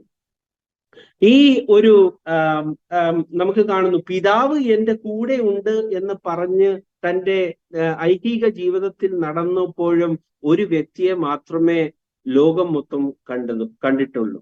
അപ്പോൾ സകല ജഡത്തിന്റെയും ദൈവമായിരിക്കുന്ന യെരമ്യാവിന്റെ പ്രവചനം, അതിന്റെ 32-ാമത്തെ വാക്യം, അതിന്റെ 32 അധ്യായത്തിലെ 27-ാമത്തെ വാക്യത്തിൽ പറയുന്നു, ഞാൻ സകല ജഡത്തിന്റെയും ദൈവമായ പിതാവാണ്. അപ്പോൾ അവൻ സകല ജഡത്തിന്റെയും ദൈവമായിരിക്കുന്നവനാണ്. അപ്പോൾ ഈ ലോകത്തിൽ അവൻ ഒരു വീണ്ടെടുപ്പുകാരനായി വന്നപ്പോഴും വിശുദ്ധീകരിക്കുന്നവനായി ഈ ലോകത്തിൽ വന്നപ്പോൾ അവൻ അതുകൊണ്ടാണ് ഹെബ്രായർക്ക് എഴുതിയ ലേഖനം അതിന്റെ 2:10 മുതൽ 14 ഉള്ള വാക്യത്തിൽ പറയുന്നു, 11 പ്രത്യേകിച്ച് പറയുന്നു, വിശുദ്ധീകരിക്കുന്നവരും വിശുദ്ധീകരിക്കപ്പെടുന്നവർക്കും എല്ലാം ഒരുവനല്ലോ പിതാവ്. ഈ ലോകത്തിൽ മനുഷ്യനായി നിന്നപ്പോൾ ആത്മാവായി സകലത്തിലും നിറഞ്ഞു നിൽക്കുന്ന ഒരേ ആത്മാവായ ദൈവം തന്നെ അവന് പിതാവായിരുന്നു. പക്ഷേ എന്തുകൊണ്ട് അവൻ അങ്ങനെ ഈ ജഡത്തിൽ വന്നു? മരണത്തിന്റെ അധികാരിയെ തോൽപ്പിക്കുവാൻ വേണ്ടി. അതുകൊണ്ട് തന്നെ പറയുന്നു 14-ാമത്തെ വാക്യത്തിൽ, മക്കൾ ആരുടെ മക്കൾ? പിതാവിന്റെ മക്കൾ. ആ മക്കൾ ജഡരക്തങ്ങളോട് കൂടിയവർ ആകൊണ്ട്. അതുകൊണ്ട് തന്നെ ആത്മാവായ ദൈവം ജഡവും രക്തവുമല്ല, ആത്മാവായ ദൈവം സകലത്തിലും നിറഞ്ഞു നിൽക്കുന്നവനാണ്. ആത്മാവായ ദൈവം ഒരിടത്ത് മാത്രം ഒരു പുത്രനിൽ നിൽക്കുന്നവനല്ല, അവൻ സകലത്തിലും നിറഞ്ഞു നിൽക്കുന്നവനാണ്. പക്ഷേ മക്കളെ വീണ്ടെടുക്കുവാൻ, അവരെ മരണത്തിന്റെ അധികാരത്തിൽ നിന്നും വിടുവിക്കുവാൻ വേണ്ടി അവൻ ജഡവും രക്തവും എടുത്ത് ഈ ലോകത്തിൽ കടന്നു വന്നു. അപ്പോൾ ആത്മാവായ ദൈവം പുത്രത്വം എന്ന ആ പദവി സ്വീകരിച്ചു. മക്കൾ പുത്രന്മാരായിരിക്കുന്നത് കൊണ്ട് പുത്രന്മാരെ പോലെ ആകുവാൻ വേണ്ടി, പുത്രന്മാരെ മരണത്തിൽ നിന്നും വിടുവിക്കുവാൻ വേണ്ടി അവൻ ജഡം ധരിച്ച് മക്കളെ പോലെ ആയിത്തീർന്നു. അവൻ വിശുദ്ധീകരിക്കുന്നവനായിത്തീർന്നു, അവർക്ക് രക്ഷാ നായകനായിത്തീർന്നു. അങ്ങനെ അവൻ സഹോദരനായിത്തീർന്നു, മിത്രമായിത്തീർന്നു എന്നൊക്കെ എല്ലാ പദവികളും ആ ഒരു മനുഷ്യത്വം കൊണ്ട് എടുക്കുന്നു. ഇങ്ങനെ ഈ ദൈവികത്വവും മനുഷ്യത്വവും തമ്മിലുള്ള ബന്ധങ്ങളിൽ ഉള്ള വാക്യങ്ങളെ കാണുമ്പോൾ വ്യക്തി സിദ്ധാന്തം ഉണ്ടാക്കുന്നവർക്ക് അവർക്ക് വേണ്ട ആഹാരം അതിനകത്തുനിന്ന് ലഭിക്കുമ്പോൾ അവരതിനെ വ്യക്തികളാക്കി മാറ്റുന്നു. നമ്മൾക്കോ ഒരു ആത്മാവായ ദൈവമേ ഉള്ളൂ. ആ ദൈവം തന്നെ ജഡം സ്വീകരിച്ചു വന്നപ്പോൾ അവൻ സകലത്തിന്റെയും അധികാരിയായിരുന്നു. അവൻ എപ്പോഴും രാജ്യത്വം അവന് തന്നെ ഉള്ളതായിരുന്നു എന്ന് പഴയ നിയമം പറയുമ്പോൾ തന്നെ ആദാമിൽ കൂടെ മരണത്തിന്റെ അധികാരം സാത്താനിൽ കടന്നുപോയത് അത് വീണ്ടെടുക്കുവാൻ വേണ്ടി ആദാമിനെ പോലെ തന്നെ ഒരു ശരീരം എടുത്ത് ഈ ലോകത്തിൽ വന്ന് മറ്റു പുത്രന്മാരെ മരണത്തിൽ നിന്ന് വീണ്ടെടുക്കുവാൻ വേണ്ടിയാണ് അവൻ ഈ വേല ചെയ്തത്. അതിനുവേണ്ടി പുത്രത്വം എന്ന പദവി എടുക്കുകയും അവൻ ആ അധികാരം പിന്നെയും സകലത്തിന്റെ നാഥനായിരിക്കുന്ന സകലത്തിന്റെയും അധികാരിയായ ദൈവത്തിന് അത് വീണ്ടെടുത്തു കൊടുത്തു എന്ന് പറഞ്ഞാൽ അത് A to B മാറുകയല്ല. ഒരേ ദൈവം തന്നെ രണ്ട് പദവിയിൽ നിന്നുകൊണ്ട് അത് തിരിച്ചെടുക്കുവാണ് മരണത്തിന്റെ അധികാരം. അതാണ് നമ്മൾ മനസ്സിലാക്കുന്നത്. പക്ഷെ വ്യക്തി സിദ്ധാന്തമുള്ളവർക്ക് അത് വേറെ വേറെ രീതിയിൽ കാണും. അവന്റെ ദൈവത്വം അവന്റെ മനുഷ്യത്വത്തെക്കാട്ടിലും മേളിലുള്ളതാണ്. അതാണ് ഇവിടെ അടിമയായിരിക്കുന്നത് അല്ലെങ്കിൽ താഴ്ന്നു എന്ന് പറയുന്നതൊക്കെ എല്ലാം അങ്ങനത്തെ വാക്യങ്ങളാണ്. ആൻസർ ക്ലിയർ ആണെന്ന് വിചാരിക്കുന്നു. Thank you.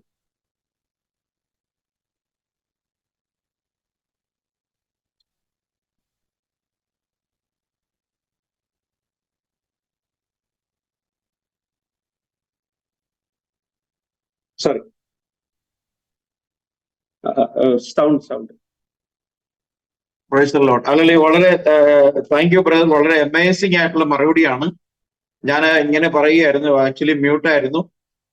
അക്ഷരങ്ങളുടെ അടിസ്ഥാനത്തിൽ ബൈബിൾ പഠിക്കുന്ന ഏതൊരാൾക്കും ബൈബിളിനെ മനസ്സിലാക്കാൻ കഴിയില്ല. ബൈബിൾ ആത്മാവിനാൽ എഴുതിയ ഗ്രന്ഥമായതുകൊണ്ട് ദൈവത്തിന്റെ ആത്മാവില്ലാത്തവർക്ക് അത് ഗ്രഹിക്കാൻ കഴിയില്ല എന്ന് ബൈബിൾ പറയുന്നു. അക്ഷരം കൊല്ലുന്നു, ആത്മാവ് ജീവിപ്പിക്കുന്നു എന്ന് പറഞ്ഞു. അപ്പോൾ അക്ഷരത്തിന്റെ അടിസ്ഥാനത്തിൽ ബൈബിളിനെ പരിശോധിക്കുന്നവർക്കെല്ലാം അവരുടെ പാരമ്പര്യമായിട്ട് അവർക്ക് കിട്ടിയിട്ടുള്ള ഈ ഉപദേശങ്ങളൊക്കെ അവരെ വലിയ കൺഫ്യൂഷനിലേക്ക് നയിക്കും.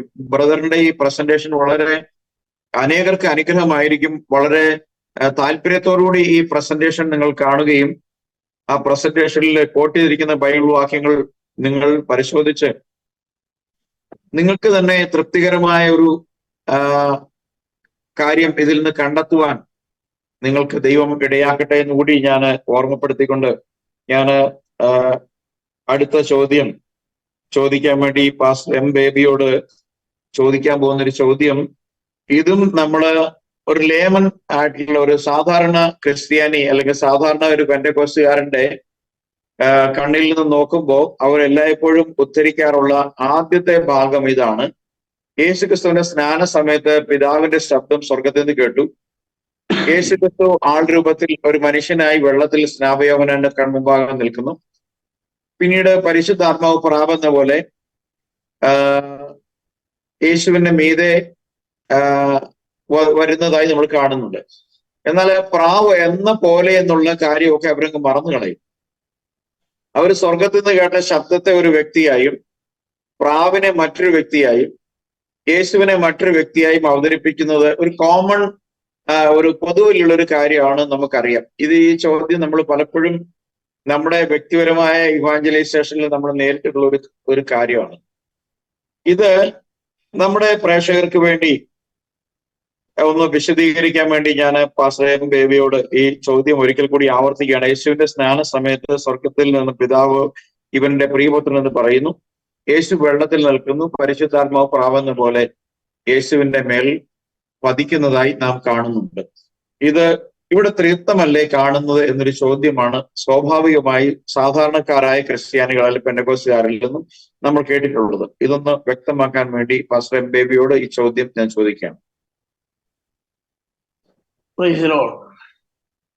വളരെ പ്രസക്തമായിട്ടുള്ള ഒരു ചോദ്യമാണ് ചോദിക്കുവാനിടയായി തീർന്നത്. ഞാൻ അതേക്കുറിച്ച് മറുപടി പറയുന്നതിന് മുമ്പ് ചില കാര്യങ്ങൾ ഓർമ്മപ്പെടുത്തുവാനായിട്ട് താല്പര്യപ്പെടുകയാണ്. ദൈവവചനത്തിൽ ഉള്ളടക്കം ചെയ്തിരിക്കുന്ന മർമ്മങ്ങൾ ഒരു വ്യക്തിക്ക് ഗ്രഹിക്കുവാൻ കഴിയണമെങ്കിൽ തീർച്ചയായിട്ടും പരിശുദ്ധാത്മാവിന്റെ പൂർണ്ണമായ പിന്തുണ ഉണ്ടെങ്കിൽ മാത്രമേ സാധിക്കൂ എന്നാണ് ദൈവവചനത്തിലൂടെ പഠിക്കുവാൻ കഴിയുന്നത്. പരിശുദ്ധാത്മാവിന്റെ പൂർണ്ണമായ സപ്പോർട്ട് ഇല്ലാതെ ദൈവവചനത്തിൽ ഉल्ലേഖനം ചെയ്തിരിക്കുന്ന മർമ്മങ്ങളെ ഗ്രഹിക്കുവാൻ കഴിയുകയില്ല എന്നുള്ളതാണ് തിരുവചനത്തിലൂടെ നമുക്ക് പഠിക്കുവാൻ കഴിയുന്നത്. പരിശുദ്ധാത്മാവിനെ സംബന്ധിച്ച് കർത്താവ് തന്റെ ശിഷ്യന്മാരോട് പറഞ്ഞത്, എങ്കിലും പിതാവ് എന്റെ നാമത്തിൽ അയപ്പാനുള്ള പരിശുദ്ധാത്മാവ് എന്ന കാര്യസ്ഥൻ നിങ്ങളുടെ മേൽ വരുമ്പോൾ നിങ്ങൾക്ക് സകലവും ഉപദേശിച്ചു തരികയും നിങ്ങളോട് പറഞ്ഞതൊക്കെയും ഓർമ്മപ്പെടുത്തുകയും ചെയ്യും എന്ന് യോഹന്നാന്റെ സുവിശേഷം 14-ാം അധ്യായത്തിന്റെ 26-ാമത്തെ വാക്യഭാഗത്തിൽ കാണുവാൻ കഴിയുന്നു. പിതാവ് യേശുക്രിസ്തുവിന്റെ നാമത്തിലാണ് പരിശുദ്ധാത്മാവിനെ തന്റെ മക്കളുടെ മേൽ അയക്കുവാനിരിക്കുന്നത്. ആ പരിശുദ്ധാത്മാവ് ആരുടെ മേൽ വരുമോ അവർക്ക് കർത്താവ് പറഞ്ഞതായ കാര്യങ്ങളെ കുറിച്ചുള്ളതായ ഉപദേശവും കർത്താവ് പറഞ്ഞതായ കാര്യങ്ങളെ ഓർമ്മപ്പെടുത്തുകയും ചെയ്യുമെന്നാണ് ദൈവത്തിന്റെ വചനത്തിലൂടെ നമുക്ക് കാണുവാൻ കഴിയുന്നത്. കർത്താവായ യേശു ക്രിസ്തുവിനെ ജഡത്തിൽ വെളിപ്പെട്ടു വന്ന ദൈവം എന്ന് വിശ്വസിക്കുവാൻ കഴിയാത്ത ഒരു വ്യക്തിക്കും ദൈവവചനത്തിന്റെ സത്യം ഗ്രഹിക്കുവാൻ കഴിയുകയില്ല എന്നാണ് മനസ്സിലാക്കുവാൻ കഴിയുന്നത്. കർത്താവായ യേശു ക്രിസ്തു ജഡത്തിൽ വെളിപ്പെട്ടു വന്ന ദൈവമാണെന്ന് മനസ്സിലാക്കുവാനും വിശ്വസിക്കുവാനും അംഗീകരിക്കുവാനും കഴിയുന്നവർക്ക് തീർച്ചയായിട്ടും ദൈവവചനത്തിന്റെ സത്യങ്ങൾ ഗ്രഹിക്കുവാൻ ബുദ്ധിമുട്ടുണ്ടാവുകയില്ല. അത് സ്വീകരിക്കുവാൻ സാധിക്കാത്തവർക്ക് ദൈവത്തെക്കുറിച്ചുള്ളതായ കാര്യങ്ങൾ മനസ്സിലാക്കുവാൻ വളരെ ബുദ്ധിമുട്ടുണ്ട് എന്നാണ് എളിയവന്റെ പഠനത്തിലൂടെ മനസ്സിലാക്കുവാനായിട്ട് കഴിയുന്നത്. ദൈവത്തിന്റെ വചനം ഇങ്ങനെ പഠിപ്പിക്കുന്നു, സ്വർഗം ദൈവത്തിന്റെ സിംഹാസനവും ഭൂമി അവന്റെ പാദപീഠവുമാകുന്നു. സ്വർഗങ്ങളിലും സ്വർഗാദി സ്വർഗങ്ങളിലും അടങ്ങാത്തവനാണ് നമ്മുടെ ദൈവമെന്ന് ശലോമോൻ ജ്ഞാനി സംസാരിച്ചിട്ടുള്ളത് നമുക്കറിയാമല്ലോ. സ്വർഗത്തിലും സ്വർഗാദി സ്വർഗങ്ങളിലും അടങ്ങാത്തവനായ ആത്മാവും അദൃശ്യനുമായ ആ ഏക സത്യ ദൈവം സ്വർഗത്തിൽ ഇരിക്കുമ്പോൾ തന്നെ ഭൂമിയിൽ നിൽക്കുവാൻ അവന് കഴിയും എന്ന് തിരുവചനം പഠിപ്പിക്കുകയാണ്. കാരണം ധനവാൻ സ്വർഗരാജ്യത്തിൽ കടക്കുന്നതിനെ സംബന്ധിച്ചുള്ളതായ ഒരു ഉപമ സംസാരിക്കുമ്പോൾ കർത്താവ് പറഞ്ഞത്, മനുഷ്യർക്ക് അസാധ്യമാണ് എങ്കിലും ദൈവത്തിന് സകലവും സാധ്യമാകുന്നു എന്നാണ്. നമ്മുടെ ദൈവത്തെ കൊണ്ട് അസാധ്യമായതൊന്നുമില്ല എന്ന് വളരെ വ്യക്തമായിട്ടും തിരുവചനം നമ്മെ ഓർമ്മപ്പെടുത്തുകയാണ്. അതുകൊണ്ട് സ്വർഗത്തിലും സ്വർഗാദി സ്വർഗങ്ങളിലും അടങ്ങാത്തവനായ സത്യദൈവത്തിന് സ്വർഗത്തിൽ ഇരിക്കുമ്പോൾ തന്നെ ഭൂമിയിൽ നിന്നുകൊണ്ട് തൻ്റെ പ്രവൃത്തികൾ ചെയ്യുവാനായിട്ട് തനിക്ക് കഴിയും എന്ന് ദൈവവചനം വളരെ വ്യക്തമായിട്ട് നമ്മെ ഓർമ്മപ്പെടുത്തുകയാണ്. ഇവിടെ യേശുക്രിസ്തുവിന്റെ സ്നാനത്തെ സംബന്ധിച്ച് പറഞ്ഞിരിക്കുമ്പോൾ മത്തായി സുവിശേഷം 3-ാം അധ്യായത്തിന്റെ 16-17 വാക്യഭാഗങ്ങളിൽ ഇങ്ങനെയാണ് രേഖപ്പെടുത്തിയിരിക്കുന്നത്. യേശു സ്നാനമേറ്റ ഉടനെ വെള്ളത്തിൽ നിന്ന് കയറി. അപ്പോൾ സ്വർഗം തുറന്നിരിക്കുന്നതും സ്വർഗം തുറന്ന് ദൈവാത്മാവ് പ്രാവെന്ന പോലെ തൻ്റെ മേൽ വരുന്നത് അവൻ കണ്ടു. ഇവൻ എൻ്റെ പ്രിയപുത്രൻ, ഇവനിൽ ഞാൻ പ്രസാദിച്ചിരിക്കുന്നു എന്നും സ്വർഗത്തിൽ നിന്നൊരു ശബ്ദവും ഉണ്ടായി എന്നാണ് മത്തായി സുവിശേഷത്തിൽ നമുക്ക് കാണുവാൻ കഴിയുന്നത്. അപ്പോ യേശുക്രിസ്തു സ്നാനമേറ്റ് വെള്ളത്തിൽ നിന്ന് കയറി എന്നാണ് നമുക്ക് അവിടെ കാണുവാൻ കഴിയുന്നത്. വെള്ളത്തിൽ നിൽക്കുമ്പോഴല്ല, വെള്ളത്തിൽ നിന്ന് കയറി എന്നാണ് അവിടെ രേഖപ്പെടുത്തിയിരിക്കുന്നത്. അപ്പോഴാണ് സ്വർഗം തുറന്ന് ദൈവാത്മാവ് പ്രാവെന്ന പോലെ തൻ്റെ മേൽ വരുന്നത് അവൻ കണ്ടു. ആര് കണ്ടു? യോഹന്നാൻ സ്നാപകൻ കണ്ടു. ഇവൻ എൻ്റെ പ്രിയപുത്രൻ, ഇവനിൽ ഞാൻ പ്രസാദിച്ചിരിക്കുന്നു എന്ന് സ്വർഗത്തിൽ നിന്നൊരു ശബ്ദവും കേൾക്കുവാനിടയായി തീർന്നു എന്നാണ് അവിടെ രേഖപ്പെടുത്തിയിരിക്കുന്നത്. ലൂക്കോസിന്റെ സുവിശേഷം 3-ാം അധ്യായത്തിന്റെ 21, 22 വേദഭാഗം കൂടെ വായിക്കുവാനായിട്ട് താല്പര്യപ്പെടുകയാണ്. ജനമെല്ലാം സ്നാനമേൽക്കുകയിൽ യേശുവും സ്നാനമേറ്റ് പ്രാർത്ഥിച്ചപ്പോൾ സ്വർഗം തുറന്ന് പരിശുദ്ധാത്മാവ് ദേഹരൂപത്തിൽ പ്രാവെന്ന പോലെ അവന്റെ മേൽ ഇറങ്ങി വന്നു. നീ എൻ്റെ പുത്രൻ, നിന്നിൽ ഞാൻ പ്രസാദിച്ചിരിക്കുന്നു എന്ന് സ്വർഗത്തിൽ നിന്നൊരു ശബ്ദവും ഉണ്ടായി എന്നാണ് ലൂക്കോസിന്റെ സുവിശേഷത്തിൽ കാണുവാൻ കഴിയുന്നത്. മത്തായി സുവിശേഷത്തിൽ പറയുന്നത് ദൈവാത്മാവ് പ്രാവെന്ന പോലെ ഇറങ്ങി വന്നു എന്നാണ്.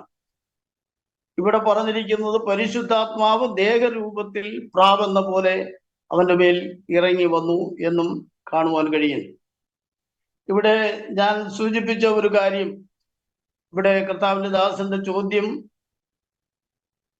യേശു ജലത്തിൽ നിൽക്കുമ്പോൾ സ്വർഗത്തിൽ നിന്നുള്ള ശബ്ദവും പ്രാവെന്ന പോലെ പരിശുദ്ധാത്മാവ് ഇറങ്ങി വന്നു എന്ന് പറയുന്നതും തൃത്വത്തിന്റെ സൂചനയല്ലേ എന്ന് കർത്താവിന്റെ ദാസൻ ഓർമ്മപ്പെടുത്തുവാനിടയായി തീർന്നു. എന്നാൽ എൻ്റെ തിരുവചന പഠനത്തിൽ എനിക്ക് മനസ്സിലാക്കുവാൻ കഴിഞ്ഞിട്ടുള്ളത്, തൃത്വം എന്ന ഒരു പദപ്രയോഗം വേദപുസ്തകത്തിലില്ല. തൃത്വമെന്നോ ത്രിയേകമെന്നോ ഉള്ള സങ്കല്പം വെറും പൈശാചികമാണ് എന്നാണ് എനിക്ക് മനസ്സിലാക്കുവാൻ കഴിയുന്നത്. വേദവചനത്തിൽ എവിടെയും തൃത്വം എന്ന പദപ്രയോഗം കാണുന്നില്ല എന്ന് പഠിക്കുവാൻ കഴിയുന്നു. പിന്നെ ഇങ്ങനെയൊരു സങ്കല്പം ചിലരിൽ ഉണ്ടാകുവാൻ കാരണമെന്ന് പറയുന്നത്, നമ്മുടെ ദൈവം തന്നെ തന്നെ ലോകത്തിന് വെളിപ്പെടുത്തേണ്ടതിന് ത്രികാലങ്ങളിൽ അവൻ ലോകത്തിൽ വെളിപ്പെട്ടു വന്നു എന്നാണ് നമുക്ക് കാണുവാൻ കഴിയുന്നത്. സൃഷ്ടിപ്പിൽ അവൻ പിതാവായി ലോകത്തിൽ വെളിപ്പെട്ടു. അവൻ തന്റെ മക്കളെ പാപത്തിൽ നിന്ന് വീണ്ടെടുക്കേണ്ടതിന് വേണ്ടി ഒരു മധ്യസ്ഥനായി, അല്ലെങ്കിൽ ഒരു കാര്യസ്ഥനായി, വീണ്ടെടുപ്പുകാരനായി അവൻ പുത്രനായി ലോകത്തിലേക്ക് കടന്നു വന്നു, ജഡം സ്വീകരിച്ച്. അവൻ ഈ ലോകത്തിൽ കടന്നു വന്ന് കാൽവറിയിൽ യാഗമാകുന്നതുവരെയും പിതാവിന്റെ പ്രവൃത്തികൾ ചെയ്തു എന്നാണ് താൻ വെളിപ്പെടുത്തുവാനിടയായി തീർന്നു. ഞാൻ സ്വയമായിട്ടൊന്നും ചെയ്യാതെ ഞാൻ എൻ്റെ പിതാവിന്റെ പ്രവൃത്തി ചെയ്യുന്നു എന്നാണ് കർത്താവ് പറയുവാനിടയായി തീർന്നു. എന്നാൽ മരിച്ചടക്കപ്പെട്ട് ഉയർത്തെഴുന്നതിന് ശേഷം അവൻ സ്വർഗത്തിലേക്ക് കയറിപ്പോയി പരിശുദ്ധാത്മാവെന്ന കാര്യസ്ഥനായി ലോകത്തിൽ വീണ്ടും വെളിപ്പെട്ടു വരുവാനിടയായി തീർന്നു. പരിശുദ്ധാത്മാവെന്ന കാര്യസ്ഥൻ കടന്നു വന്നതിന്റെ ഉദ്ദേശം, തൻ്റെ പ്രാണൻ കൊടുത്ത്, അഥവാ ജീവൻ കൊടുത്ത്, രക്തം കൊടുത്ത് വീണ്ടെടുത്തതായ ദൈവത്തിന്റെ മക്കൾ ശത്രുവിന്റെ പ്രേരണയാൽ തകർന്നു പോകാതെ, നഷ്ടപ്പെട്ടു പോകാതെ അവരെ ഒരുക്കി നിർത്തേണ്ടതിന് വേണ്ടി, ഒരു മണവാട്ടിയായി അവന് അവിടെ ഒരുക്കി നിർത്തേണ്ടതിന് വേണ്ടി മണവാളൻ കടന്നു വരുന്നത് വരെയും തൻ്റെ ജനത്തെ സൂക്ഷിക്കേണ്ടതിന് വേണ്ടി ദൈവത്തിന്റെ പരിശുദ്ധാത്മാവായി ദൈവം സഭയിൽ പ്രവർത്തിച്ചു കൊണ്ടിരിക്കുന്നു എന്നാണ് മനസ്സിലാക്കുവാൻ കഴിയുന്നത്. അങ്ങനെ സർവശക്തനായ ദൈവം തന്നെ ത്രികാലങ്ങളിൽ ലോകത്തിന് തന്നെ തന്നെ വെളിപ്പെടുത്തി പിതാവ്, പുത്രൻ, പരിശുദ്ധാത്മാവ് എന്നീ നിലകളിൽ പ്രവർത്തിക്കുവാനിടയായി തീർന്നു. അത് ദൈവത്തിന്റെ ഒരു അത്ഭുതകരമാകുന്ന പ്രവർത്തനത്തിന്റെ ഭാഗമായിട്ടായിരുന്നു. അത് തീർച്ചയായിട്ടും തൃത്വമോ ത്രിയേകമോ അല്ല, ദൈവത്തിന്റെ ത്രികാല വെളിപ്പാടുകളാണ് എന്ന് പഠിക്കുവാൻ കഴിയുന്നു. അങ്ങനെ ത്രികാലങ്ങളിൽ വെളിപ്പെട്ടു വന്നവനായ ഏകസത്യ ദൈവമല്ലാതെ മറ്റൊരു ദൈവമില്ല എന്ന് വേദപുസ്തകത്തിന്റെ ഉൽപ്പത്തി 1-ാമത്തെ വാക്യം മുതൽ വെളിപ്പാടിന്റെ അവസാന വാക്യം വരെയുള്ളതായ ഭാഗങ്ങളിൽ കാണുവാൻ കഴിയുന്നു. ഏകസത്യ ദൈവമല്ലാതെ മറ്റൊരു ദൈവമില്ല. തൃത്വമോ ത്രിയേകമോ അല്ലെങ്കിൽ 3 പേരുണ്ടെന്ന് പറയുന്നതായ സങ്കല്പം പൈശാചികമാണ്. അത് ദൈവത്തിൽ നിന്നുള്ളതല്ല. തീർച്ചയായിട്ടും അത്തരക്കാരായ ആളുകൾ ജീവനുള്ള ദൈവത്തിന്റെ സത്യവചനത്തെ യഥാർത്ഥമായി തിരിച്ചറിഞ്ഞ് സത്യത്തിന് വേണ്ടി നിലകൊള്ളുന്നു എങ്കിൽ അരുമനാഥനായ കർത്താവ് തന്റെ മക്കളെ ചേർക്കുവാനായിട്ട് കടന്നു വരുവാൻ സമയമായിരിക്കുന്നു. അവന്റെ വരവെങ്കിൽ ലജ്ജിച്ചു പോകാതെ തിരുസന്നിധിയിൽ നിൽക്കുവാൻ കഴിയും. ദൈവം എല്ലാവരെയും ധാരാളമായി അനുഗ്രഹിക്കുമാറാകട്ടെ. Thank you very much pastor. വളരെ വ്യക്തമാണ്. തിരുവെഴുത്തുകളുടെ പിൻബലത്തിൽ ഈ വിഷയത്തെ വളരെ സ്പഷ്ടമാക്കി വിശദീകരിച്ചതിന് ഞാൻ നന്ദി പറയുന്നു. നമുക്ക് 5-ാമത്തെ ഒരു ചോദ്യമുള്ളത് ബ്രദർ സൈമണിനോടാണ്. അത് ഇന്ന് നമ്മൾ രാവിലെ പറഞ്ഞതുപോലെ നമുക്ക് പിതാവ്, പുത്രൻ, പരിശുദ്ധാത്മാവ് എന്നീ നിലകളിൽ ബൈബിളിൽ ദൈവത്തെ പ്രസ്താവിച്ച് നമ്മൾ കാണുന്നുണ്ട്. നമ്മൾ വളരെ ആളുകളോട് ബൈബിൾ സംസാരിക്കുമ്പോൾ പലരും പറയാറുണ്ട്, ഞങ്ങൾക്ക് പിതാവ്, പുത്രൻ, പരിശുദ്ധാത്മാവിനെ ഞങ്ങൾ 3 വ്യക്തികളായിട്ടൊന്നും കണ്ടിട്ടില്ല, ഞങ്ങൾക്കൊരു ദൈവമേ ഉള്ളൂ. പക്ഷെ ആ ദൈവത്തിൽ 3 ആളുകളുണ്ട്. അതൊരു അവസ്ഥയാണ്. ഞങ്ങൾ അതിനെ വേറൊരു ദൈവമായിട്ട് കാണുന്നില്ല, പക്ഷെ 3 ആളുകളുണ്ട് എന്ന് പറയാറുണ്ട്. അപ്പം ഇത് വളരെ കൺഫ്യൂസിങ് ആയിട്ടുള്ള ഒരു സ്റ്റേറ്റ്മെന്റ് ആണ്. പിന്നെ വേറെ പലരും ഇത് ഒന്നാണോ എന്ന് ചോദിച്ചാൽ ഒന്നാണ്, 3 ആണോ എന്ന് ചോദിച്ചാൽ 3 ആണെന്ന് പറയും. അപ്പം ഈ ഒരു 2 കാര്യവും ശരിയാണോ തെറ്റാണോ എന്ന് അറിയത്തില്ല. പക്ഷെ ശരി ചെയ്യാൻ ഒരു ധൈര്യം അല്ലെങ്കിൽ ശരി ഏറ്റെടുക്കാൻ ഒരു ധൈര്യം അവർക്കില്ല. അതിന് പകരം അവര് പല കൗണ്ടർ ആയിട്ടുള്ള പല ന്യായവാദങ്ങൾ ഉന്നയിക്കാറുണ്ട്. അത്തരം ആൾക്കാരോട് ഇതൊന്ന് പ്രത്യേകിച്ച് പ്രൊട്ടസ്റ്റന്റുകാരുടെ ഇടയിലും പെന്തക്കോസ്തുകാരുടെ ഇടയിലൊക്കെയാണ് ഈ ഒരു കാര്യം അവർ കൂടുതലായിട്ട് പറയാറുള്ളത്. ഞങ്ങൾക്ക് ദൈവം ഒന്നേ ഉള്ളൂ, പക്ഷെ നിങ്ങൾ പറയുന്ന പോലെ പിതാവ്, പുത്രൻ, പരിശുദ്ധാത്മാവ് 3 അവസ്ഥയാണ്, അതേസമയം 3 വ്യക്തികളുമാണ്. അപ്പൊ അവര് തന്നെ ഒരു ഡെലിമയിലാണ്. എന്താണ് ശരി തെറ്റ്, 2 ഈക്വലി അൺഡിസൈറബിൾ ആയിട്ടുള്ള ഒരു കാര്യത്തെ എങ്ങനെ പിടിക്കണമെന്ന് അറിയത്തില്ലാതെ അവരിങ്ങനെ കഷ്ടപ്പെടുന്ന ഒരു അവസ്ഥയുണ്ട്. അത് സത്യം അറിഞ്ഞ് ഏറ്റെടുക്കാൻ അവരുടെ ആത്മാവ് അനുവദിക്കാത്തത് കൊണ്ടാണ് എന്നാണ് എനിക്ക് മനസ്സിലാക്കാൻ കഴിഞ്ഞിട്ടുള്ളത്. സത്യം മനസ്സിലാക്കിയിട്ട് ആ സത്യത്തിന് വേണ്ടി നിൽക്കാൻ തയ്യാറുള്ളവർക്ക് ആ ബൈബിൾ എന്ത് പറയുന്നു അതിനെ അങ്ങനെ അങ്ങ് അംഗീകരിച്ചാൽ മതി. പക്ഷെ ഇത് പലർക്കും ഒരു ഇടർച്ചയായിട്ടിരിക്കുന്നുണ്ട്. അതിനെ ഒന്ന് എക്സ്പ്ലെയിൻ ചെയ്താലാണെങ്കിൽ നമ്മൾ ഇതോടൊപ്പം അത് വൈൻഡപ്പ് ചെയ്യാൻ കഴിയും. ഓക്കെ, ഇതിനകത്ത് പ്രത്യേകിച്ച് ഞാൻ മനസ്സിലാക്കിയെടുത്തോളം ഇവര് ഈ 3 ദൈവമാണെന്ന് പറയാൻ ആഗ്രഹിക്കുന്നില്ല. ഓക്കെ, എന്ന് പറഞ്ഞു കഴിഞ്ഞാൽ 3 വ്യക്തികളാണ്, ദൈവം ഒന്നാണ്. അപ്പൊ അങ്ങനെ പറയുമ്പോഴത്തേക്ക് ദൈവം ഒന്നല്ലേ എന്ന് പറഞ്ഞാൽ വചനത്തിനകത്ത് ദൈവം ഒന്നാന്നുള്ള പല വചനങ്ങളുണ്ട്. അപ്പൊ അതിനെ കൗണ്ടർ ചെയ്യാൻ വേണ്ടി 3 വ്യക്തികളാണെന്ന് പറയുമ്പോഴത്തേക്ക് ഇവരൊരു കാര്യം മറന്നു പോകുന്നതെന്ന് പറഞ്ഞാൽ പിതാവായ ദൈവം തന്നെയാണോ പുത്രനായ ദൈവം എന്ന് ചോദിക്കുമ്പോൾ ഒരു പറയല്ല. പുത്രനായ ദൈവം തന്നെ ആണോ പരിശുദ്ധാത്മാവായ ദൈവം എന്ന് ചോദിച്ചു കഴിഞ്ഞാൽ അല്ലെന്ന് പറയും. അപ്പൊ 3 ദൈവം അല്ലയോ എന്ന് ചോദിച്ചു കഴിഞ്ഞാൽ അല്ല, അവരൊരു ദൈവമാണ്. അപ്പൊ ഇത് എന്ന് പറഞ്ഞു കഴിഞ്ഞാൽ അവരുടെ ഒരു കൗണ്ടർ ആർഗ്യുമെന്റാ 3 വ്യക്തി ആക്കുമ്പോഴത്തേക്ക്. ഒരു വ്യക്തി എന്ന് പറഞ്ഞു കഴിഞ്ഞാൽ ഇപ്പം ജോസ് പാസ്റ്റർ ഒരു വ്യക്തിയാണെന്ന് നമ്മൾ പറയുമ്പോഴത്തേക്ക് ജോസ് പാസ്റ്ററിനൊരു ശരീരമുണ്ട്, ഒരു ആത്മാവുണ്ട്. അങ്ങനെ തന്നെ നമ്മൾ 3 വ്യക്തികളാന്ന് പറയുമ്പോഴത്തേക്ക് ഇതെന്തോ 3 ആത്മാക്കളാണോ 3 ശരീരങ്ങളാണോ എന്നുള്ള ചോദ്യത്തിനൊന്നും അവർക്ക് മറുപടി ഇല്ല. എന്താന്ന് പറഞ്ഞു കഴിഞ്ഞാൽ യേശു പറയുന്നത് പിതാവ് എന്നിൽ വസിക്കുന്നത്. അപ്പൊ വസിക്കുന്നെന്ന് പറഞ്ഞു കഴിഞ്ഞാൽ എവിടെ വസിക്കുന്നത്? പിതാവ് വസിക്കുന്നത് യേശുവിലാ വസിക്കുന്നത്. അങ്ങനെ തന്നെ പറയാം, ഞാൻ പിതാവിനും പിതാവ് എന്നിലും. അപ്പൊ വ്യക്തികളാകുമ്പോഴത്തേക്ക് ഞാൻ ജോസ് ബ്രദറിനകത്തും ജോസ് ബ്രദർ എന്നതിനകത്തും അങ്ങനെ പറയാൻ ഒക്കത്തില്ല. അപ്പൊ അത് വ്യക്തികളുടെ കോൺസെപ്റ്റിനകത്ത് ഒരാളുടെ ആവാൻ ഒക്കത്തില്ല. അപ്പൊ അങ്ങനെ വരുമ്പോഴത്തേക്ക് ഇവര് ഈ ഒരു കൺഫ്യൂസ് സ്റ്റേറ്റിനെ ഹാൻഡിൽ ചെയ്യാൻ വേണ്ടിയാണ് ദൈവം ഒന്നാണ്, വ്യക്തി 3 ആണ്. അങ്ങനെ പറഞ്ഞല്ലോ. എന്നിട്ട് അവർക്ക് ഈക്വലുമാണ്, പക്ഷെ ഒരാൾ പിതാവാണ്, ഒരാൾ പുത്രനാണ്, ഒരാൾ ആരാന്ന് പോലും അറിയത്തില്ല. ഇസ്രായേലിലെ ഒരു പരിശുദ്ധനെ ഉള്ളെന്ന് പറയുന്നുണ്ട്. അപ്പൊ ഒരു പരിശുദ്ധൻ പരിശുദ്ധാത്മാവാണെങ്കിൽ ബാക്കി രണ്ടുപേര് പരിശുദ്ധന്മാരല്ലെന്നുള്ള രീതിയിലാണ് അവർ പറയുന്നത്. ഇത് ബേസിക്കലി ഞാൻ മനസ്സിലാക്കിയെടുത്തോളം യേശുവിന്റെ നാമത്തിനെ അവർ എടുക്കാൻ ആഗ്രഹിക്കുന്നില്ല. ഇപ്പൊ ഒരു വ്യക്തിയാണെങ്കിൽ നമ്മൾ ചോദിക്കുക, ഓക്കെ ദൈവം ഒരു വ്യക്തിയാ, അപ്പൊ പേരെന്തുവാ? അപ്പൊ ഒരു പേരാണെന്ന് ബൈബിൾ പറയുന്നുണ്ട്. അപ്പൊ അത് യേശുവിലോട്ട് തന്നെ വരും. യേശു എന്ന് പറഞ്ഞ ഒരു പേര് വരുമ്പോഴത്തേക്ക് അവര് പറയാം, ഇത് മറ്റേ എന്തുവാ യേശുനാമക്കാരൻ, ഓക്കെ അങ്ങനെ പറഞ്ഞിട്ട് അങ്ങനെ ആ ഒരു കാറ്റഗറിയിലോട്ട് ആക്കിയിട്ട് അങ്ങ് തള്ളുക. പക്ഷെ അവര് മറന്നു പോകുന്ന ഒരു കാര്യം എന്ന് പറഞ്ഞു കഴിഞ്ഞാൽ, നമുക്ക് പഠിപ്പിച്ചേക്കുന്ന ആദ്യത്തെ കൽപ്പന ഉണ്ട്, ഇസ്രായേലെ കേൾക്കുക, യഹോവ നമ്മൾ ദൈവം, യഹോവ ഏകൻ, യഹോവയാണ് ഏകൻ.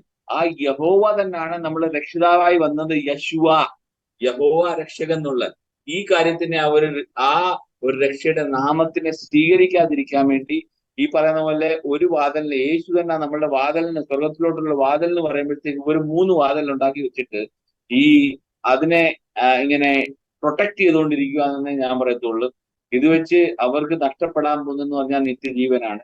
അതായത് ആ നാമം അവരുടെ മേൽ വിളിച്ച് അവര് വെള്ളത്താൽ സ്നാനപ്പെട്ടില്ലെങ്കിൽ അവരുടെ പാപങ്ങളെ പൊറുക്കപ്പെടത്തില്ല, അവർക്ക് പരിശുദ്ധാത്മാവ് ലഭിക്കത്തില്ല, അവർ സ്വർഗം കാണാനും പോത്തില്ല. അവരിങ്ങനെ പിതാവ് പുത്രൻ പരിശുദ്ധാത്മാവെന്ന് പറഞ്ഞുകൊണ്ടാണ് അകത്ത് വരുന്നത്.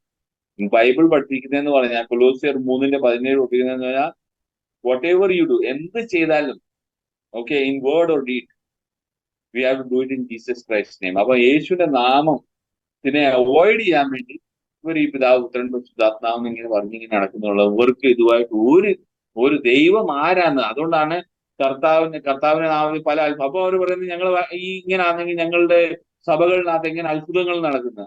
അതിന്റെ ഒരു വചനമാണ് നമ്മൾ കാണുന്നത്. കർത്താവെ ഞാൻ നിന്റെ നാമത്തിൽ പല അത്ഭുതങ്ങൾ ചെയ്തു, പല വീരപ്രവർത്തികൾ ചെയ്തു. അപ്പൊ കർത്താവ് പറയുന്നുണ്ട്, ഞാൻ നിന്നെ അറിയുന്നില്ല. എന്താന്ന് പറഞ്ഞാൽ യേശു തന്നാണ് പിതാവ്, യേശു തന്നാണ് പുത്രൻ, യേശു തന്നാണ് പരിശുദ്ധാത്മാവ് എന്നുള്ള അറിവ് ഇവർക്കില്ലാത്ത വശം ഇവരാരും രക്ഷിക്കപ്പെട്ടവരല്ല, ഇവർക്കൊന്നും പരിശുദ്ധാത്മാവ് ലഭിക്കാനും പോകുന്നില്ല.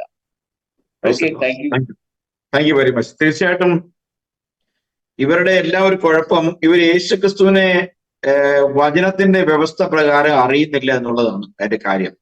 അവരെ സംബന്ധിച്ചൊരു 33 വയസ്സിലെ ക്രൂശി കിടക്കുന്ന ഒരു താടിക്കാരന്റെ ഒരു ലിമിറ്റേഷനിൽ അവർ യേശുവിനെ ഒതുക്കിയിരിക്കുകയാണ്. യേശു ആരെന്നറിഞ്ഞെങ്കിൽ മാത്രമേ പിതാവ് ആരെന്നറിയാൻ കഴിയുള്ളൂ. അപ്പോ ഇവരെല്ലാം ഒരു ഹ്യൂമൻ പെർസ്പെക്റ്റീവിലെ ഒരു മനുഷ്യൻ എങ്ങനെയാണോ, ഒരു വലിയ ദൈവം, ആ ദൈവത്തിന് നമ്മിൽ ഒരുവനെ പോലെ ഒരു മനുഷ്യനായി ഒരു യേശുക്രിസ്തു എന്നുള്ളതിൽ ആ ഒരു ലിമിറ്റേഷൻ അപ്പുറത്തേക്ക് കടക്കാനുള്ള ഒരു ഗിഫ്റ്റ്, ഒരു കൃപ അവർക്ക് ലഭിച്ചിട്ടില്ല എന്നുള്ളതാണ് നമുക്ക് മനസ്സിലാകുന്ന ഒരു കാര്യം. എനിവേ, നമുക്ക് വളരെ അനുഗ്രഹപ്രദമായ ഒരു ചോദ്യോത്തര ഒരു ഡിസ്കഷൻ ഇന്നുണ്ടായിരുന്നു. ദൈവം സഹായിച്ചു നമ്മുടെ കേൾവിക്കാർക്കും ഇന്നത്തെ ഈ മെസ്സേജ് ഇത് അനുഗ്രഹപ്രദമായി തീരട്ടെ എന്ന് ഞാൻ ആശിക്കുന്നു. പ്രത്യേകിച്ച് ഇന്നത്തെ പവർ പോയിന്റ് പ്രസന്റേഷൻ ഒക്കെ തീർച്ചയായിട്ടും നിങ്ങൾ കുറച്ചൊന്ന് സൂം ചെയ്തിട്ടാണെങ്കിലും ചെറിയ സ്ക്രീനിൽ കാണുന്നവർക്ക് അതിന്റെ പരിമിതികൾ ഉണ്ടെന്ന് ഞങ്ങൾക്ക് അറിയാം. എങ്കിലും അവിടെ കോട്ട് ചെയ്ത വചനങ്ങളൊക്കെ തന്നെ ബ്രദർ വിൽസൺ അത് സംസാരിച്ചുകൊണ്ട് തന്നെയാണ് ഇന്റർപ്രറ്റ് ചെയ്തത്. അതുകൊണ്ട് ബൈബിളിൽ നിങ്ങൾ പരിശോധിക്കുക. നിങ്ങൾ യേശുക്രിസ്തുവിനെ നിങ്ങളുടെ ഇന്ന് വരെയുള്ള ഒരു അറിവിന്റെ ഒരു ജാലകത്തിൽ നിന്ന് മാറ്റി ബൈബിൾ പറയുന്ന യേശുക്രിസ്തു സ്വയം താൻ തന്നെ സർവശക്തനായ ദൈവമാണെന്ന് പറയുന്നത്. അപ്പൊ ആ ഒരു സർവശക്തനായ ദൈവമാണ് യേശുക്രിസ്തു എന്നുള്ള ആ തിരിച്ചറിവിലോടുകൂടി നിങ്ങൾ ദൈവവചനത്തെ പരിശോധിക്കുകയും ഏക ദൈവത്തെ നിങ്ങൾക്ക് കണ്ടുമുട്ടാൻ ഇടയാകട്ടെ എന്ന് പ്രാർത്ഥിക്കുകയും ചെയ്യുന്നു. മറ്റൊരു എപ്പിസോഡിൽ തുടർന്നുള്ള ചോദ്യങ്ങളുമായി ഞങ്ങൾ വീണ്ടും നിങ്ങളെ അടുത്ത ബുധനാഴ്ച സമീപിക്കും വരെ നിങ്ങളെ ദൈവം എല്ലാവരെയും അനുഗ്രഹിക്കട്ടെ എന്ന് ഞങ്ങൾ പ്രാർത്ഥിക്കുന്നു. ദൈവം എല്ലാവരെയും അനുഗ്രഹിക്കട്ടെ.